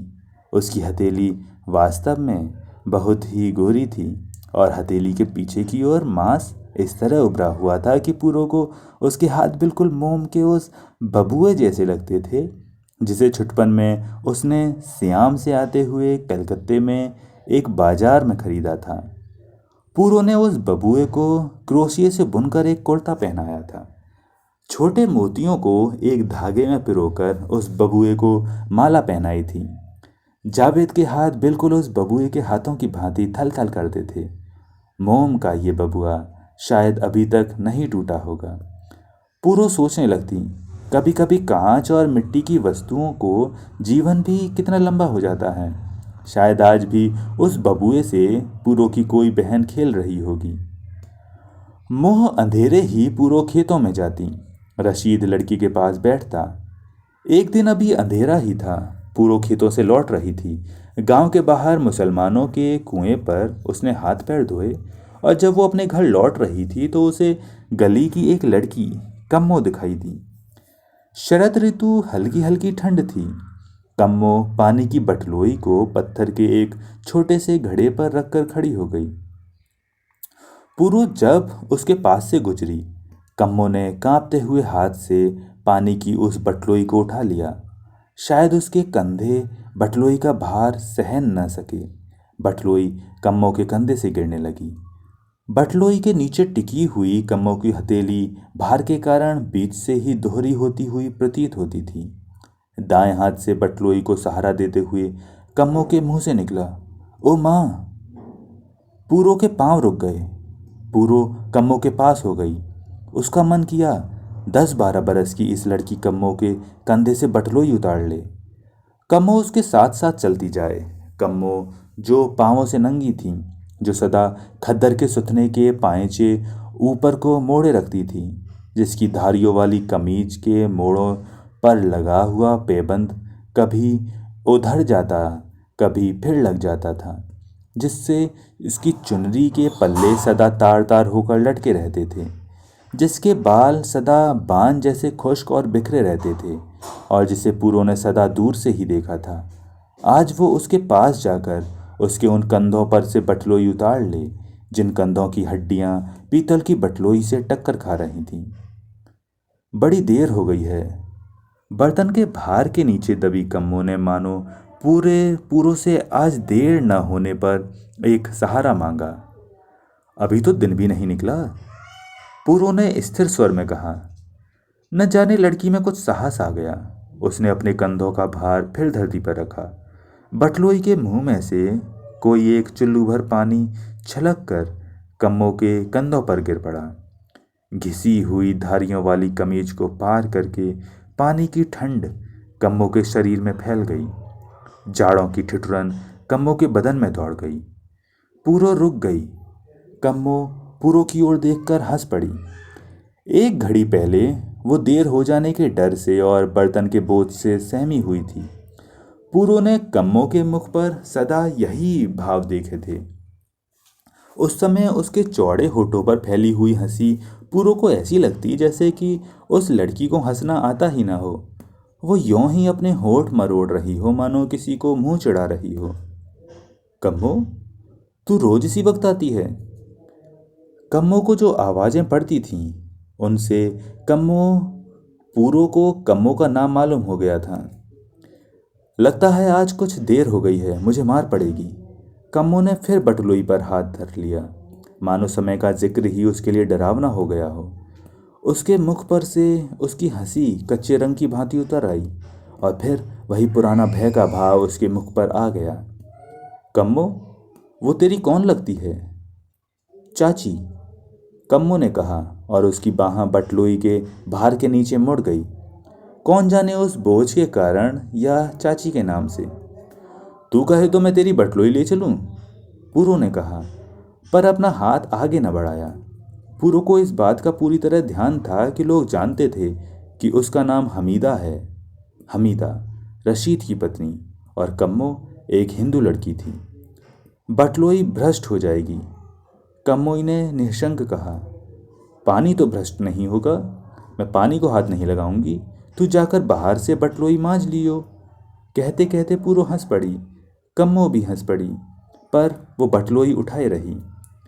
अभी दोनों थोड़ी ही दूर गई होंगी कि कम्मो का पैर मुड़ गया। गिरती हुई बटलोई को पूरो ने रोक लिया, पर कम्मो कंकड़ पत्थरों पर गिर पड़ी। कम्मो के पैर में मोच आ गई। पूरो ने बटलोई थामकर कम्मो का पैर थामा, हथेली से कम्मो के पैर को टखने के पास मला। देखते देखते कम्मो उठने योग्य हो गई। पूरो बटलोई उठाकर उसके साथ साथ चलने लगी। ओ माँ, कहकर कम्मो रोने लगी। पूरो को लगा जैसे कम्मो अपने तमाम दुखों के लिए अपनी परलोकवासी माँ को उलाहना दे रही है। पैदा करके हमारे लिए छोड़ गए, पूरो ने कई बार कम्मो की चाची को कहते सुना था। कम्मो के माता पिता कोई न था। कम्मो का पिता तो शायद जीवित था, पर कहते थे उसने शहर में कोई औरत रखी हुई थी। वो कम्मो की बात न पूछती थी और इसी कारण कम्मो का पिता भी उससे कोई वास्ता न रखता था। पूरो सोच रही थी, जब माएँ मर जाती हैं तब बाप भी पराये हो जाते हैं। सोचते सोचते उसका ध्यान अपने जीवन की ओर चला गया। माएँ जीवित हों फिर भी बाप पराये हो जाते हैं, माएँ भी पराई हो जाती हैं। गांव अब स्पष्ट दिख पड़ने लगा था, प्रकाश भी पड़ गया था और उनकी गली का मोड़ भी अब आ गया था। फिर दोनों को ये डर था कि कोई पूरो को बटलोई उठाए न देख ले। कम्मो ने जब बटलोई संभाली उसके पांव कांप रहे थे। पूरो ने जल्दी जल्दी कदम बढ़ाए और कम्मो से अलग हो अपनी गली में मुड़ गई। उसी दिन दोपहर के समय पूरो का लड़का कुछ जिद करके रो रहा था और पूरो उसे बहलाने में लगी हुई थी। जब दरवाज़ा खोलकर कम्मो उसके घर में आ गई। पूरो ने आगे बढ़कर कम्मो को अपने से चिमटा लिया। पूरो को लगा उसके पुत्र की अपेक्षा कम्मो को बहलाए जाने की अधिक आवश्यकता है। कम्मो, जिसके आंसू पहुंचने वाला कोई न था। कम्मो के आंसू पूरो की बाह पर गिर रहे थे। पूरो के जी में वही विचार रह रहकर आ रहा था कि जैसे वो जावेद की माँ है वैसे ही कम्मो की माँ भी बन जाए। कम्मो ऐंठ कर रोने लगी। वो उसे उठा उठा कर बिठाए, उसे गोद में ले लेकर फिरे, उसे चूमते न थके। वो जावेद की माँ है, वो कम्मो की माँ भी बन जाए, वो सब अनाथों की माँ बन जाए। वो एक अच्छी पुत्री नहीं बन सकी थी, वो एक अच्छी माँ बन जाए। कम्मो हिंदू थी और पूरो पूरो एक मुसलमानी थी। यद्यपि अभी तक अपने आप को वो पूरो ही समझती थी। कम्मो पूरो के घर का कुछ खा नहीं सकती थी, पर पूरो का जी करता था कि कम्मो को अपने हाथ से कौर खिलाए, उसे अपने हाथ से दूध का कटोरा पिलाए। पूरो ने फिर कम्मो का पैर मला, हथेलियों से गरम गरम घी रगड़ा, रुई से सेंक किया। कम्मो घर जाने की जल्दी करने लगी। उसकी चाची की लंबी झाड़ उसकी आंखों में सलाखों की भांति फिर रही थी। कम्मो दुलाई निरांदना वाली सुई लाने के बहाने चली आई थी। पूरो ने कम्मो को बादाम वाला गुड़ खिलाया और फिर दुलाई निरांदने वाली सुई भीतर से निकाल कर दी। जाड़ा दिन दिन बढ़ रहा था। लोगों ने मोटे कपड़े पहन लिए थे। लोगों ने रुई भरवाकर काली छींट की फतूहियाँ सिलवाई थीं। लोगों ने मोटे खेसों में अपने कंधों को लपेट लिया था। कम्मो अपनी आयु के वर्ष खाए जा रही थी। न उसके शरीर पर यौवन चढ़ता था, न ही उसके शरीर पर कभी नए वस्त्र दिखाई दिए थे। उनके नंगे पैर अब ठंड से ठिठुरने लगे थे। पूरो ने कम्मो के लिए एक नई जूती बनवाई, पर कम्मो के लिए अपने पैरों में उस जूती को पहनना आसान काम नहीं था। बहुत सोच विचार के बाद कम्मो को वो जूती पहना दी गई और कम्मो ने अपनी चाची से कह दिया कि सामने ईख के खेत में पड़ी मिली है। चाची ने ये बात मानी तो नहीं। भला गांव में ऐसी कौन होगी जो अपनी नई जूती ऐसे फेंक आई। पर वो कुछ बोली नहीं। कम्मो जूती पहनती रही, किंतु हर रोज तो नई चीजों पड़ी नहीं मिल सकती। पूरो कम्मो की ठिठुरती हुई हड्डियों को देखकर रह जाती। केवल रात्रि के अंतिम प्रहर पर अंधकार ये बात जानता था कि पूरो कम्मो की एक दो बटलोइयां उठाकर उसे सांस ले लेने देती थी। कम्मो दिन में एक आध फेरा पूरो के घर का लगा देती थी। कभी बेलन में रुई साफ कर लेती, कभी चक्की में चने दल देती, कभी हवनदस्ते में मसाला कूट देती। पूरो उसका हाथ बंटाती। चाची का काफी काम हो जाता। नन्हा बच्चा जावेद कम्मो से हिल गया था। कभी कम्मो ना आती तो पूरो उसे छोटे लड़के का उलाहना देती। जहां तक कम्मो से बन पड़ता, वो कभी नागा न करती। अब पूरो और कम्मो माँ बेटियों की भांति एक दूसरे से लड़ लेती थीं।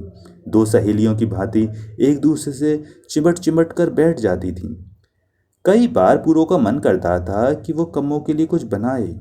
कम्मो के सूखे हुए शरीर पर एक हल्का सा उभार आने लगा था।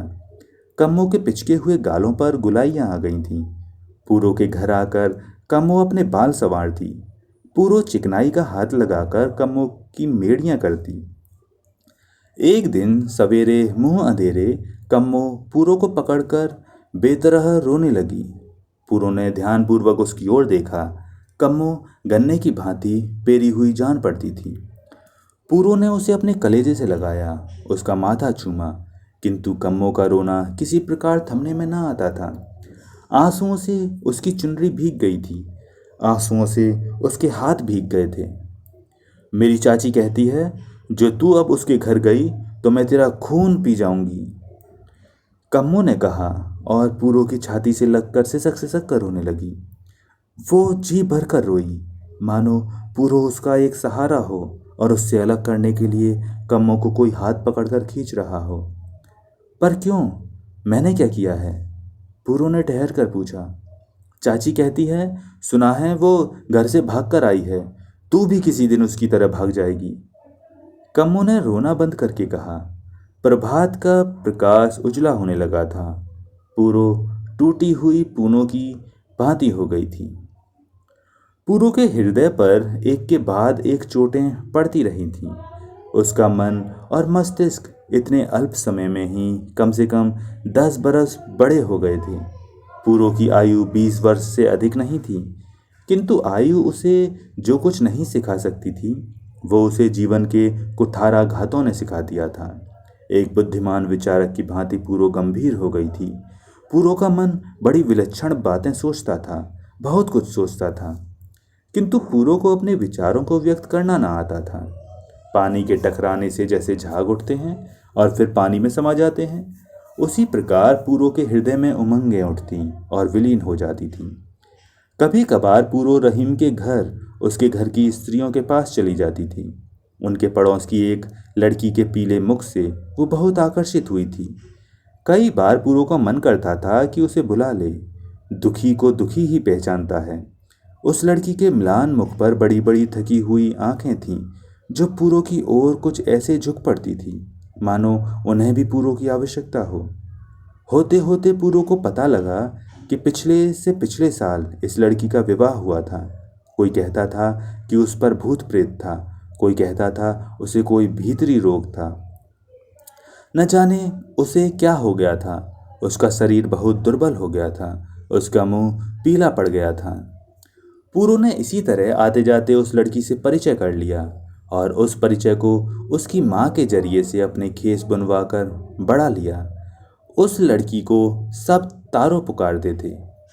कुछ दिनों के बाद पूरो ने सुना तारो को कई बार दौरे भी पड़ जाते हैं। उन दिनों तारो अपने मायके आई हुई थी। अब उसे अपनी ससुराल जाना था। पूरो ने सुना हर बार अपनी ससुराल जाते समय तारो को इसी प्रकार होता था, और जितनी बार वो अपनी ससुराल से लौटकर आती थी उसके शरीर का मांस पहले से भी कम होता था। हर बार उसके शरीर की हड्डियां पहले से भी अधिक निकली हुई होती थी।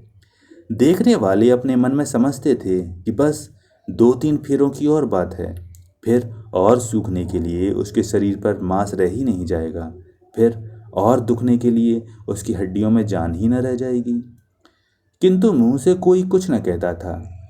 न ले जाने वाले ससुराली कुछ कहते थे, न भेजने वाले मायके के कुछ बोलते थे। एक दिन तारो बिल्कुल अकेली बैठी हुई थी। पूरो उसके पास जाकर बैठ गई। पहले भी कई बार उससे थोड़ी बहुत बातचीत कर चुकी थी, आज उससे बातें करने के लिए बैठ ही गई। तारो, कोई सयाना तो बताता होगा तुझे क्या हुआ है। कुछ भी नहीं। किसी ने नब्ज तो देखी होगी। वर्क वाले मुरब्बे और अर्क की बोतलें पीते पीते मैं थक गई हूं। तारो, कुछ तो बता, क्यों अपनी जान की ग्राहक बनी है। अच्छा है, धरती का कुछ भार हल्का हो जाएगा बहन, तू क्यों चिंता करती है। धरती पर तो न जाने कितना भार पड़ा हुआ है, तेरे न रहने से कितना कम हो जाएगा। अपनी माँ से पूछ कर देख, जिसने तुझे अनेक कष्ट झेल कर पाला है। पाला होगा, तारो ने बेपरवाही से कहा। 2-4 दिन रो धोकर अपने आप चुप हो जाएगी, वो कौन सी सुखी है। पर ऐसी क्या बात है, माँ से कह तुझे कुछ दिन और न भेजें, फिर क्या फर्क पड़ जाएगा। जैसी यहाँ हूँ वैसी वहाँ। हाँ, लड़कियों को कोई कितने दिन रख सकता है। लड़कियाँ, और तारो बरबरा कर चुप हो गई। तारो के मन में न जाने क्या उलझन पड़ी हुई थी, न जाने वो क्या कहना चाहती थी पर कह ना पाती थी। लड़कियों का क्या है, माँ बाप चाहें जिसके हाथ में उसके गले की रस्सी पकड़ा दें। तारो ने थोड़ी देर ठहर कर कहा। वहाँ का पानी अच्छा है, पूरो ने पूछा। अच्छा न भी हो तो भी अच्छा ही है, तारो ने उत्तर दिया। हो सकता है तुझे वहाँ का पानी माफिक ना आया हो, पूरो ने बात को चलाए रखने के लिए कहा। लड़कियों को सदा पानी माफिक आता है, तारो ने कुछ ऐसा कहा कि पूरो उसके मुख की ओर देखती रह गई। तारो, मैं तेरी अपनी ही हूँ, तू कुछ बताती क्यों नहीं। पूरो ने ऐसे अपनेपन से कहा कि तारो का हृदय खुल गया। बहन, मैं क्या बताऊं, लड़कियों को भगवान ने कुछ कहने योग्य जबान ही नहीं दी। ठीक है तारो, माँ बाप के पास मेरे लिए कोई जगह नहीं है, क्योंकि किसी भी लड़की के लिए माँ बाप के पास जगह होती ही नहीं, और मेरे पति के पास भी मेरे लिए जगह नहीं है, क्योंकि उनके दिल और घर में एक औरत बसी हुई है। हैं तारो, क्या तेरे आदमी का पहले ब्याह हो चुका था, तो फिर तेरे माँ बाप ने तुझे वहाँ क्यों दे दिया। उन्हें पहले खबर नहीं थी, और न ही उसका पहले ब्याह हुआ था, उसने तो बस एक औरत को घर में रखा हुआ है।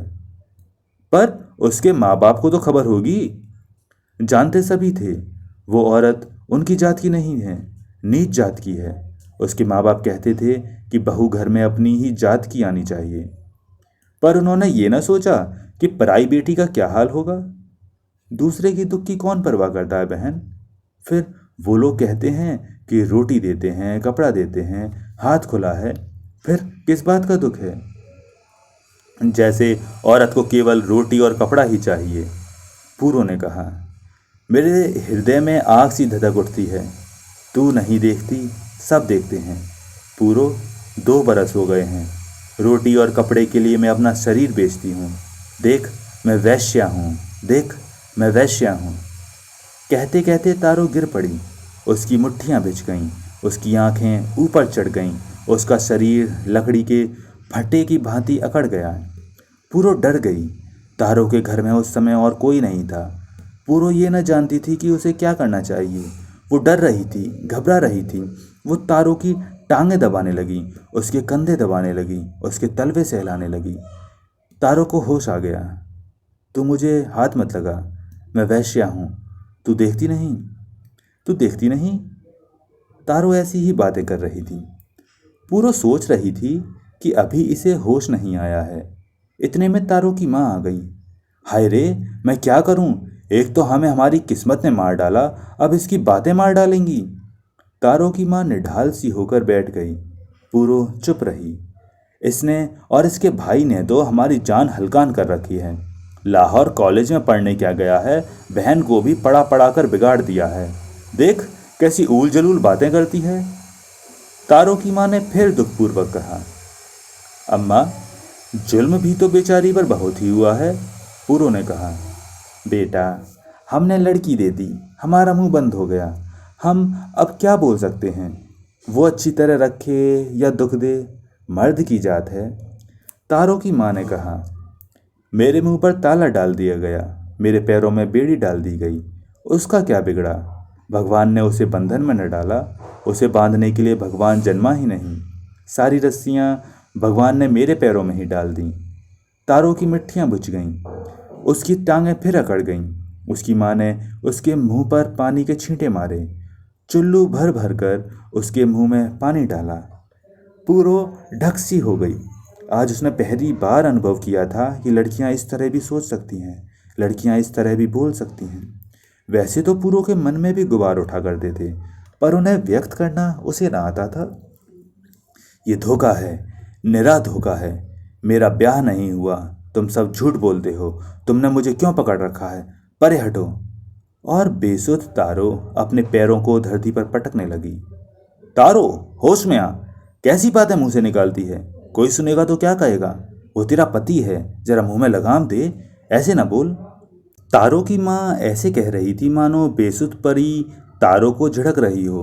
वैसे उसकी आंखें भर आई थीं। तारो की चेतना अभी लौट आती थी, कभी वो फिर अचेत हो जाती थी। वहां जाकर ऐसा पागलपन मत बिखेरना, अपनी जीभ को ठिकाने रख। वो समझे या ना समझे, ईश्वर तो गवाह है कि वो तुझे ब्याह कर ले गया है। तारो की माँ कह रही थी। माँ, ईश्वर ने अगर मेरे ब्याह की गवाही दी है तो झूठी गवाही दी है। माँ, मेरा ब्याह नहीं। तारो पागलों की भांति छत की लंबी लंबी कड़ियों को ओर देखने लगी। पूरो तारो के चेहरे की ओर देख रही थी। तारो, जो कि सब कुछ कहने के बाद भी विवाह के इस महान असत्य से मुक्त न हो सकती थी, वरन उसकी आयु के दिवस बड़ी द्रुत गति से जीवन के सत्य असत्य को पीछे छोड़ते आगे बढ़ते जा रहे थे। गोधुली की बेला थी। पूरो हृदय पर बोझ रखे हुए उठ खड़ी हुई। पूरो का मन किया कि मानो इस भरे पूरे संसार में एकाएक उचाट हो गया। पिछले कुछ दिनों से पूरो अपने घर की दीवारों से परच गई थी। रशीद की छोटी छोटी ठिठोलियों ने, घर के छोटे छोटे कामकाज ने, और सबसे अधिक जावेद की तोतली बोली ने मानो पूरो के उचाट मन को पतले पतले धागों से लपेट लिया था। उसका मन कुछ टिक गया था। आज तारों की बावली बातों ने जैसे पूरो के मन पर लिपटे हुए कई धागों को तोड़ दिया। उसका मन विकल हो गया। रात को रोटी टुकड़ा करते समय उसे नमक मसाले का अंदाजे भी भूल गया। दाल गुलबत्ता हो गई, रोटियां कच्ची पक्की रह गईं। आगे के दिनों में भी उसकी उदासीनता में कुछ अंतर न पड़ा। फिर न जाने उसने क्या क्या संकल्प धारण कर लिए। वो दिन में एक बार भोजन करने लगी, पहर रात रहते जाग उठती, ध्यान करती और घंटों अपनी आंखें और कान बंद किए रखती, मानो उसने संसार से अपना चित्त हटा लिया हो। पूरो को नींद कम हो गई, उसका खाना कम हो गया। धीरे धीरे उसने अपने लिए सूखे छानस में नमक डालकर केवल एक रोटी पकानी आरंभ कर दी। उस रोटी में न वो घी चुपड़ती थी, न ही उसे दूध या दही के साथ खाती। उसी एक रोटी के सहारे वो पूरा दिन काट लेती। कुछ ही दिनों में पूरो की आंखों के नीचे नीले नीले हल्के पड़ गए। उसका सारा शरीर कांतिहीन हो गया। इधर कुछ दिनों से रशीद भी बातचीत में पूरो का मन बहलाने में अधिक व्यस्त हो गया। रोज़ों और नियम व्रत आदि को लेकर वो हंसी ठिठोली करता, पूरो के मन को पलटने की चेष्टा करता और प्यार भी पहले से अधिक करने लगा था। किंतु रशीद के जितने सारे के सारे जतन विफल रहे। पूरो के मन और मस्तिष्क पर रशीद के प्रयत्नों का कोई प्रभाव न पड़ा। पूरो के आचार व्यवहार में कोई अंतर न आया। प्रतिदिन के इस बर्ताव के बाद मानो अब रशीद का हृदय बुझने लगा था। दिन दिन उतरता हुआ पूरो का मुंह रशीद से देखा न जाता था। उसके घर में मानो वीरानी ने अपने पैर जमा लिए थे। रशीद के चेहरे पर भी एक वेदनापूर्ण मौन दीख पड़ने लगा था। दोनों प्राणी घर की, समाज की, शरीर की दीवारों में घिरे हुए थे, पर दोनों के बीच जैसे अब एक भीत खड़ी हो गई थी। पूरो के यहाँ एक भैंस थी। वो नियम से दूध जमाती, दही रिड़कती। रशीद के खेतों में काम करने वाले जब पशुओं के लिए चारा लेकर आते तो पूरो उनको और उनके बच्चों को गिलास भर भर कर लस्सी देती, ऊपर से मक्खन के पेड़े भी डाल देती। पूरो के मुंह में कुछ न पड़ता। रशीद का मन भी खाने पीने से हट गया था। घर में चूल्हे में आग जलती अवश्य थी, पर घर की बोलचाल पर और जीवन की हरियाली पर जैसे कोहरा जम गया था। जावेद के भोले मुख पर भी जैसे अपने माता पिता के उदास मुख की परछाई पड़ गई थी। जावेद के लिए भी कोई विशेष लाड़ न था। यद्यपि पूरो उसके सारे काम नियम से करती थी और रशीद उसे दिल से प्यार करता था। एक रात सोते सोते रशीद को ज्वर हो गया। उसका शरीर जलने लगा। सवेरे जब पूरो ने रशीद के माथे पर हाथ रखकर देखा तो रशीद को बहुत तेज बुखार चढ़ा हुआ था। गांव के हकीम की दवा दारू हुई। रशीद को ज्वर आए 3 दिन हो गए थे। जब हकीम ने शंका प्रकट की कि रशीद को शायद मियादी बुखार हो गया है। रशीद की बीमारी ने पूरो के नेम धर्म और वैराग्य को अपनी ओर खींच लिया। पूरो दवा दारू देती, रशीद के शरीर को दबाती, चौके चूल्हे को देखती थी। जावेद का मुंह उतरा हुआ दीख पड़ने लगा। दोपहरी चढ़ जाती, जावेद के मुंह पर फिटकार बरसने लगती, किंतु पूरो को उसकी सुधि लेने का अवकाश न मिलता। और कई रातें बीत गईं, कई दिन बीत गए, पर रशीद का बुखार न हटा। पूरो, मेरा गुनाह बख्श दे, मेरा कसूर माफ कर। पूरो, पूरो, रशीद ने बुखार की तेजी में कहा। रात्रि का तीसरा पहर था। पूरो घबरा उठी। इतने दिनों की लगातार चिंता और रातों के जागरण ने उसे पहले ही थका डाला था। वो उठकर घबराई हुई सी रशीद की खाट के पास बैठ गई। रशीद के माथे पर हाथ फेरती रही, रशीद के पैर दबाती रही, पर रशीद को अपना होश न था। अच्छा पूरो, मैं चलता हूँ, मैं चलता हूँ पूरो, मेरी रूह। और रशीद टूटे फूटे शब्द बोलता रहा। पूरो का दिल जोर जोर से धड़कने लगा। बस कर रशीद, मेरे घावों पर नमक मत छिड़क, पूरो ने आर्त स्वर में कहा। पर रशीद को बिल्कुल होश न था। वो उसी प्रकार अस्पष्ट शब्द बोलता रहा। कोई कोई बात पूरो की समझ में आ जाती और कई बातें रशीद के कंठ से उठकर उसके होठों पर ही शेष हो जाती। पिल्लै सी काली अंधकार में रात थी। पूरो घर में अकेली थी, पर उसे ऐसा लग रहा था मानो वो इस विशाल संसार में अकेली हो। रशीद के सिवा उसके घावों पर फाहा रखने वाला और कौन था। पूरो ने रशीद के माथे पर ठंडे घड़े के ठंडे पानी में भिगो भिगो कर पट्टियाँ रखीं। उसका माथा चूल्हे की ईंट की भांति गर्म था। वो पट्टियाँ भिगोती रही। कटोरे का पानी मिनटों में ही एक काढ़ा सा बन गया। पूरो ने पानी बदला। उसकी आंखों में आंसू ढुलक ढुलक कर रशीद के माथे पर गिरते रहे। सवेरे पौ फटने तक न जाने पानी की ठंडक के कारण या आंसुओं के गीलेपन से रशीद का ज्वर उतर गया। उसका शरीर धुल गया। उसकी बेहोशी आराम की नींद में बदल गई। जब रशीद की आंखें खुली, उसे अपना शरीर हल्का सा प्रतीत हुआ। आज उसके माथे में पीड़ा की चीसें नहीं थीं। रशीद ने आराम का एक लंबा सांस लेकर करवट बदली। पूरो रशीद के सिरहाने की ओर जमीन पर बैठी बैठी चारपाई का सहारा लिए सो रही थी। उसके एक हाथ में अभी तक कपड़े की पट्टी थी और पांव के पास पानी का कटोरा पड़ा हुआ था। पूरो को देखकर रशीद का जी भर आया। उसने उसके चेहरे की ओर देखा। उसका उतरा हुआ मुंह नींद में डूबा हुआ था। अपनी बीमारी और पूरो की टहल रशीद के मन में एक उथल पुथल सी मचा रही थी। पूरो के मुख से और कपड़े की पट्टियों से रशीद ने भली भांति जान लिया कि बीती रात कितनी कठिन रही होगी। रशीद ने अपना कमजोर सा दाहिना हाथ उठाकर पूरो के सिर पर धर दिया। पूरो ने बिखरे हुए बालों में रशीद की उंगलियां घूमती रहीं। उसकी उंगलियां पूरो के कानों को, उसके माथे को धीरे धीरे छूती रही। पूरो का सारा शरीर निद्रा की गोद में मग्न था। रशीद की आंखों के कोनों से ठुलक ठुलक कर आंसू बिस्तर पर पड़ते रहे। रशीद एक विचित्र से आनंद का अनुभव करता हुआ जागता रहा। रशीद ने पूरो के शरीर पर तो पूरा अधिकार कर ही लिया था, पर उसकी ये वासना थी कि वो पूरो की आत्मा पर भी पूर्ण अधिकार प्राप्त कर ले। पूरो का उदास रहना उसे खाए जाता था। इस समय पूरो तोड़ी हुई सरसों की डंडी की भांति रशीद की चारपाई से लगी सो रही थी। रशीद में शक्ति नहीं थी, पर उसके हृदय में ये भाव आ रहा था कि वो पूरो को अपने कलेजे से लगा ले। पिछले कुछ दिनों की घोर उदासी के कारण रशीद का हृदय अत्यंत पीड़ित था। इस समय रशीद को पूरो के मुख पर स्पष्ट दिखाई दे रहा था कि पूरो के तन मन में रशीद के सिवा और कुछ नहीं था। रशीद ने अपनी बाह और आगे बढ़ाकर पूरो के गले से लगा दी। शायद बाह कुछ जोर से लिपटी। पूरो जाग गई। वो कांप उठी, पर रशीद ठीक था। उसका ज्वर उतर चुका था। वह बड़ी निढाल आंखों से पूरो को देख रहा था। रशीद को खाट पर पड़े पूरे 10 दिन हो गए थे। उसका ज्वर उतर गया था। वो बहुत ही दुर्बल हो गया था।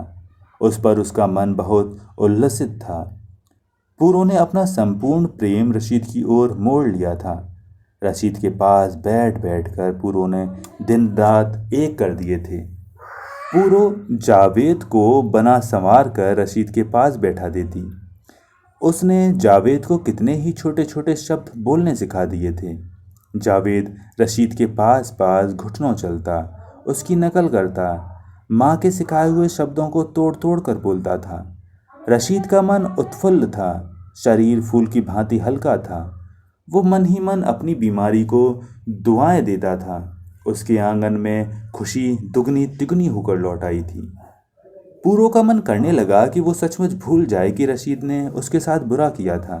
वो रशीद को बहुत प्यार करने लगे। रशीद उसका पति था। रशीद उसके पुत्र का पिता था।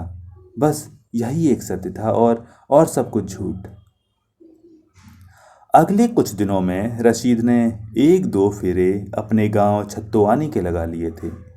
उसके भाई के साथ जो साझे में उसकी ज़मीन थी, उसका अनाज दाना लेकर रशीद ने बेच लिया था। पर पूरो जिस दिन से सक्कला ले आई थी, उस दिन से उसने गांव के बाहर पांव नहीं धरा था। कभी रशीद कुछ कहता तो पूरो हंसकर टाल देती। मैं न अपनी मर्जी से इस गांव में आई थी, न अपनी मर्जी से इस गांव से जाऊंगी। जावेद अब दौड़ता फिरता था। रशीद वैसे ही शुरू से स्वभाव का नरम था। पूरो को वैसे ही वो बहुत प्यार करता था, पर जावेद पर उसका अपार स्नेह था।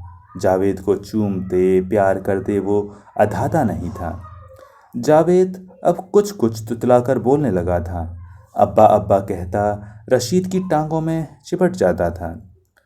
पूरो चूल्हे को चिकनी मिट्टी से पोंछती तो जावेद दौड़ा दौड़ा आकर गीली मिट्टी को थपकने लगता। पूरो के बने हुए चूल्हे को बिगाड़ देता। पूरो लस्सी में नमक मिलाकर पीने लगती तो जावेद हल्दी और मिर्चें उसकी लस्सी के कटोरे में डाल देता। जावेद किवाड़ों के पीछे छिप जाता। रशीद उसे ढूंढता रहता। जावेद की इन छोटी छोटी क्रीड़ाओं से, उसकी हंसी से रशीद मकई के दाने की भांति खिलता रहा। एक दिन एक स्त्री घुग्गू घोड़े लेकर गलियों में बेचती फिर रही थी। जावेद ने मिट्टी के छोटे छोटे खिलौनों को और सरगंडों के झुंझुनों को देख लिया। लगा पूरो का पल्ला खींचने। पूरो ने मुट्ठी भर अनाज और पुराने कपड़े देकर घुग्गू घोड़े ले लिए। वो अभी गली में ही बैठी थी कि दूर से दौड़ती हुई एक पागल औरत गुजरी। स्त्रियों ने दौड़कर अपने बच्चे छिपा लिए, दरवाजे बंद कर लिए। छोटे अनजान बालक चीखने चिल्लाने लगे। पगली के शरीर पर पिंडलियों जितनी ऊंची एक सलवार थी। गले में कोई कपड़ा न था। उसका रंग शायद धूप से झुलस गया था या फिर था ही काला। उसके सर पर बालों की उलझी हुई धूल सनी लटें थीं। जान पड़ता था मानो जब से वो जन्मी थी कभी नहाई ही नहीं थी। अपनी टांगों को वो अजीब तरह मरोड़ती थी, बाहों को वो अजीब तरह फैलाती थी, चलते हुए भी दौड़ती हुई लगती थी। उसके मुख की ओर देखते ही उसकी डरावनी हंसी में बिखरे हुए दांतों की ओर दृष्टि जाती थी। उसके सूखे हुए जले हुए शरीर से उसकी उम्र का कोई अनुमान नहीं लगाया जा सकता था। बस एक पिंजर था जो दौड़ता फिरता था। पूरो देखती खड़ी रही। पगली दौड़ती हुई आई और खिलौने बेचने वाली कुंजड़िन से जहाज में से अपनी दोनों मुट्ठियां घुग्गू घोड़ों से भरकर भाग गई। उसकी डरावनी चीखती हुई सी हंसी की आवाज देर तक गली में गूंजती रही। पगली सारा दिन घूमती रहती, खेतों में फिरती रहती, क्यारियों में से भी कुछ तोड़कर खा लेती। कभी कभी स्त्रियां एक दो रोटियां बैठी हुई पगली के आगे डाल देती, वो उन्हें चबा जाती। कभी कभी स्त्रियां कोई फटा पुराना कुर्ता उसे पहना देती, पगली खिलखिलाकर हंसती। कुर्ता पहने रहती, फिर उसके बटन तोड़ डालती, फिर किसी दिन कुर्ते को दांतों से फाड़ देती। फटी धज्जियां उसके गले में लटकी रहती, फिर पगली उन धज्जियों को भी खींच खींच कर अपने शरीर से दूर कर देती। कभी कभी अपने शरीर पर से सब कुछ उतार फेंकती। स्त्रियां फिर कोई फटी पुरानी सलवार, कोई फटा पुराना कुर्ता उसे पहना देती। पगली अब गांव सक्कल आली में जैसे रच बस गई थी। उसे प्रतिदिन देखने की सबको आदत सी पड़ गई थी।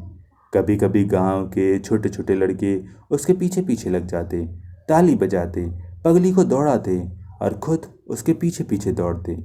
फिर रास्ता चलता कोई सयाना आदमी उन्हें झिड़क देता, लड़के उसका पीछा छोड़ देते। नन्हे बालकों ने हट करना छोड़ दिया। माताएं उन्हें पगली का डरावा देती थीं, पगली पकड़ कर ले जाएगी। रोते हुए बच्चे सहम कर चुप हो जाते थे। पगली किसी पुआल के नीचे पड़ रहती। कभी कोई पानी का प्याला उसके पास धर जाता, कभी कोई रोटी के टुकड़े उसके सिरहाने रख देता। किसी दयालु ने एक फटी हुई रजाई एक पुआल के नीचे धर दी थी। पगली रात को नियम से वहां आकर पड़ी रहती थी। पगली बस दौड़ती थी और हंसती थी। किसी के बच्चे को कभी कुछ भला बुरा नहीं कहती थी, किसी की चीज वस्तु को कभी हाथ नहीं लगाती थी। जमीन पर गिरे हुए रोटी के टुकड़ों को उठा लेती, जमीन पर पड़ी हुई वहीं किसी खाने की चीज को चाट लेती थी। कुछ ही दिनों में सबने देखा और पूरों ने आश्चर्यचकित होकर देखा कि पगली का नंगा पेट उभरता आ रहा है। सारे गांव की स्त्रियां जैसे लाज के मारे गड़ रही हों। पगली न कुछ बोलती न कुछ बताती थी। पगली का शरीर दिन दिन बढ़ता जा रहा था। गांव की स्त्रियों का जी करता था कि वो पगली के शरीर को ढक कर रखे, वो उसे किसी तहखाने में डाल दें। पगली की समझ में कुछ न आता था। वो पहले की ही भांति हंसती रहती थी, वो वैसे ही दौड़ती रहती थी। एक दिन कुछ आदमियों ने मिलकर पगली को गांव के बाहर ले जाकर छोड़ दिया। अंधेरा गहरा हो गया था। उस रात किसी ने पगली को नहीं देखा।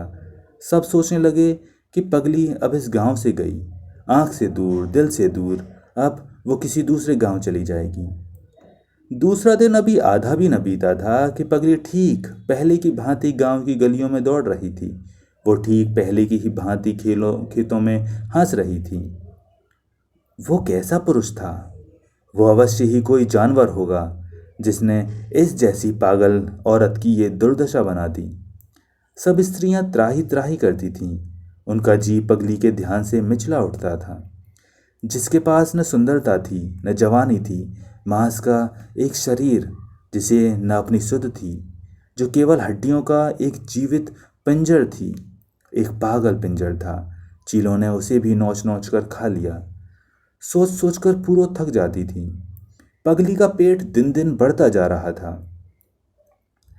वही रात के पिछले पहर का अंधेरा था जिसमें पूरो नियम पूर्वक खेतों में जाया करती थी।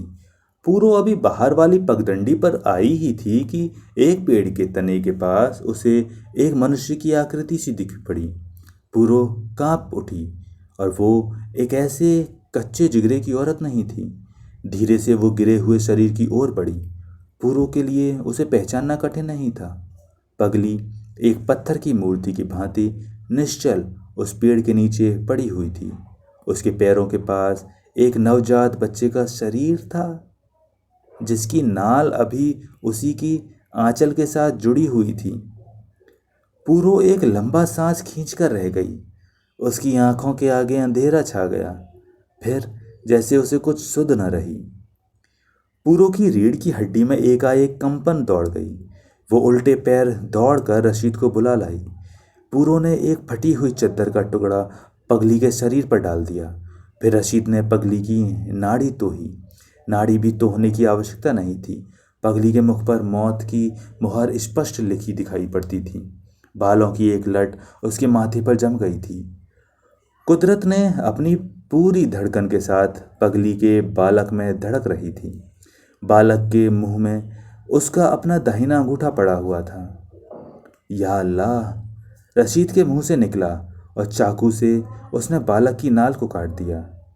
पूरो ने बालक को अपने सिर वाले पल्ले में लपेट लिया और फिर दोनों जीव घर को लौट गए। सुबह की धुंध की भांति ये खबर सारे गांव में फैल गई। जो स्त्रियां आटा गूंथ रही थीं, उनके हाथों से परात छिटक गई। जो रोटी बनाने जा रही थीं, वे उबलते तंदूर छोड़ छोड़कर पूरो के घर आती और बालक को देख देख चली जाती। रूई के गालों जैसे चिट्टे और निर्मल बालक को पूरो ने नहलाकर एक खटोली में लेटा रखा था। कुनकुने दूध में एक कपड़े का छोटा सा टुकड़ा भिगो भिगो कर पूरो ने उसके होंठों से लगाया।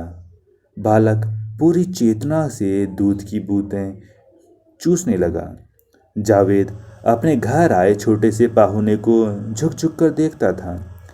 रब्बा तेरा भला करे, तेरे बच्चे जिए, बड़ा पुण्य किया है, गांव की औरतें आ आ कर कहती। अनाथ बालक पर दया करने के लिए शाबाशी देती और लौट जाती। दो चार आदमियों ने मिलकर पगली के शव को ठिकाने लगा दिया। अंधेरा हो चला था। पूरो बच्चे के कामकाज में लगी हुई थी। रशीद ने लालटेन की बत्ती साफ करके उसे जलाया। बच्चे ने अपनी मोटी मोटी चेतन आंखों से लालटेन की ओर देखा। अभी उसकी कच्ची दृष्टि टिकती नहीं थी। फिर उसका ध्यान किसी दूसरी ओर हो गया। पूरो विचारों में डूब गई।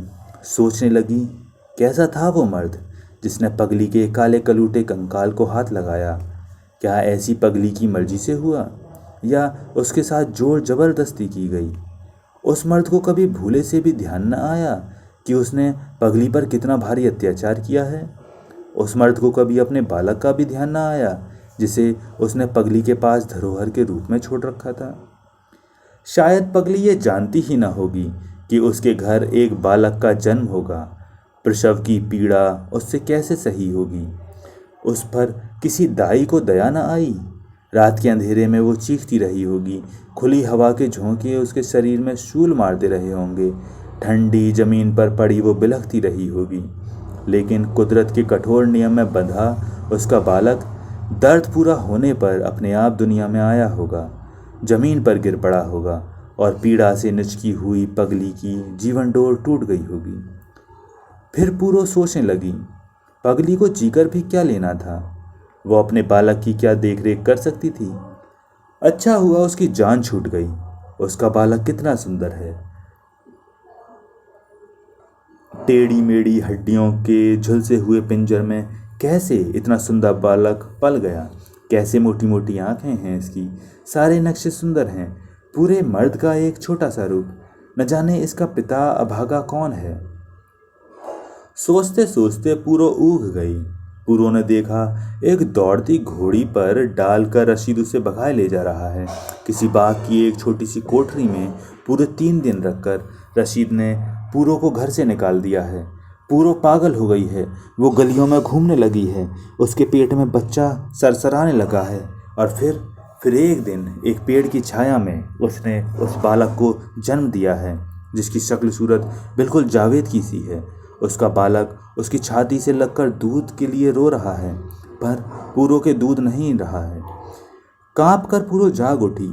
सामने खटोली में उसका नया बालक टटिया कर रो रहा था। उसने उसे उठाकर छाती से लगा लिया। फिर डरकर अपने जावेद के मुंह की ओर देखा। वो अभी कुछ ही देर हुई पास वाली चारपाई पर सो गया था। फिर उसने डरते डरते बाहर चूल्हे के पास बैठे रशीद की ओर देखा। रशीद अभी तक उसे छोड़कर नहीं गया था और न ही उसने पूरो को अपने घर से निकाला था। वो अपने घर सही सलामत थी। रशीद उसका दयालु पति था। जावेद उसका घुंघराले बालों वाला सुंदर बेटा था। उसकी गली वाली कम्मो भी चोरी छिपे उससे घुट घुट कर बातें किया करती थी। पूरो के प्यार में हिस्सा बटाती थी और पूरो का परिवार और बढ़ गया था। उसके घर में भगवान ने अपने आप एक बेटा और भेज दिया था। उसने झुककर नए बालक का माथा चूम लिया। फिर उसने उठकर हथेली भरकर सफ़ेद जीरा खाया। जावेद ने पूरे 2 बरस पूरो का दूध पिया था और उसका दूध छुड़ाए उसे अभी बहुत दिन नहीं हुए थे। उसने ये सुन रखा था कि सफ़ेद जीरा खाने से औरत के दूध उतर आता है। पूरो ने छोटे बच्चे को अपने स्तन से लगा लिया। 3 दिन के बाद सचमुच पूरो के दूध उतर आया। गांव की स्त्रियां देख देख कर अचरज करती थीं।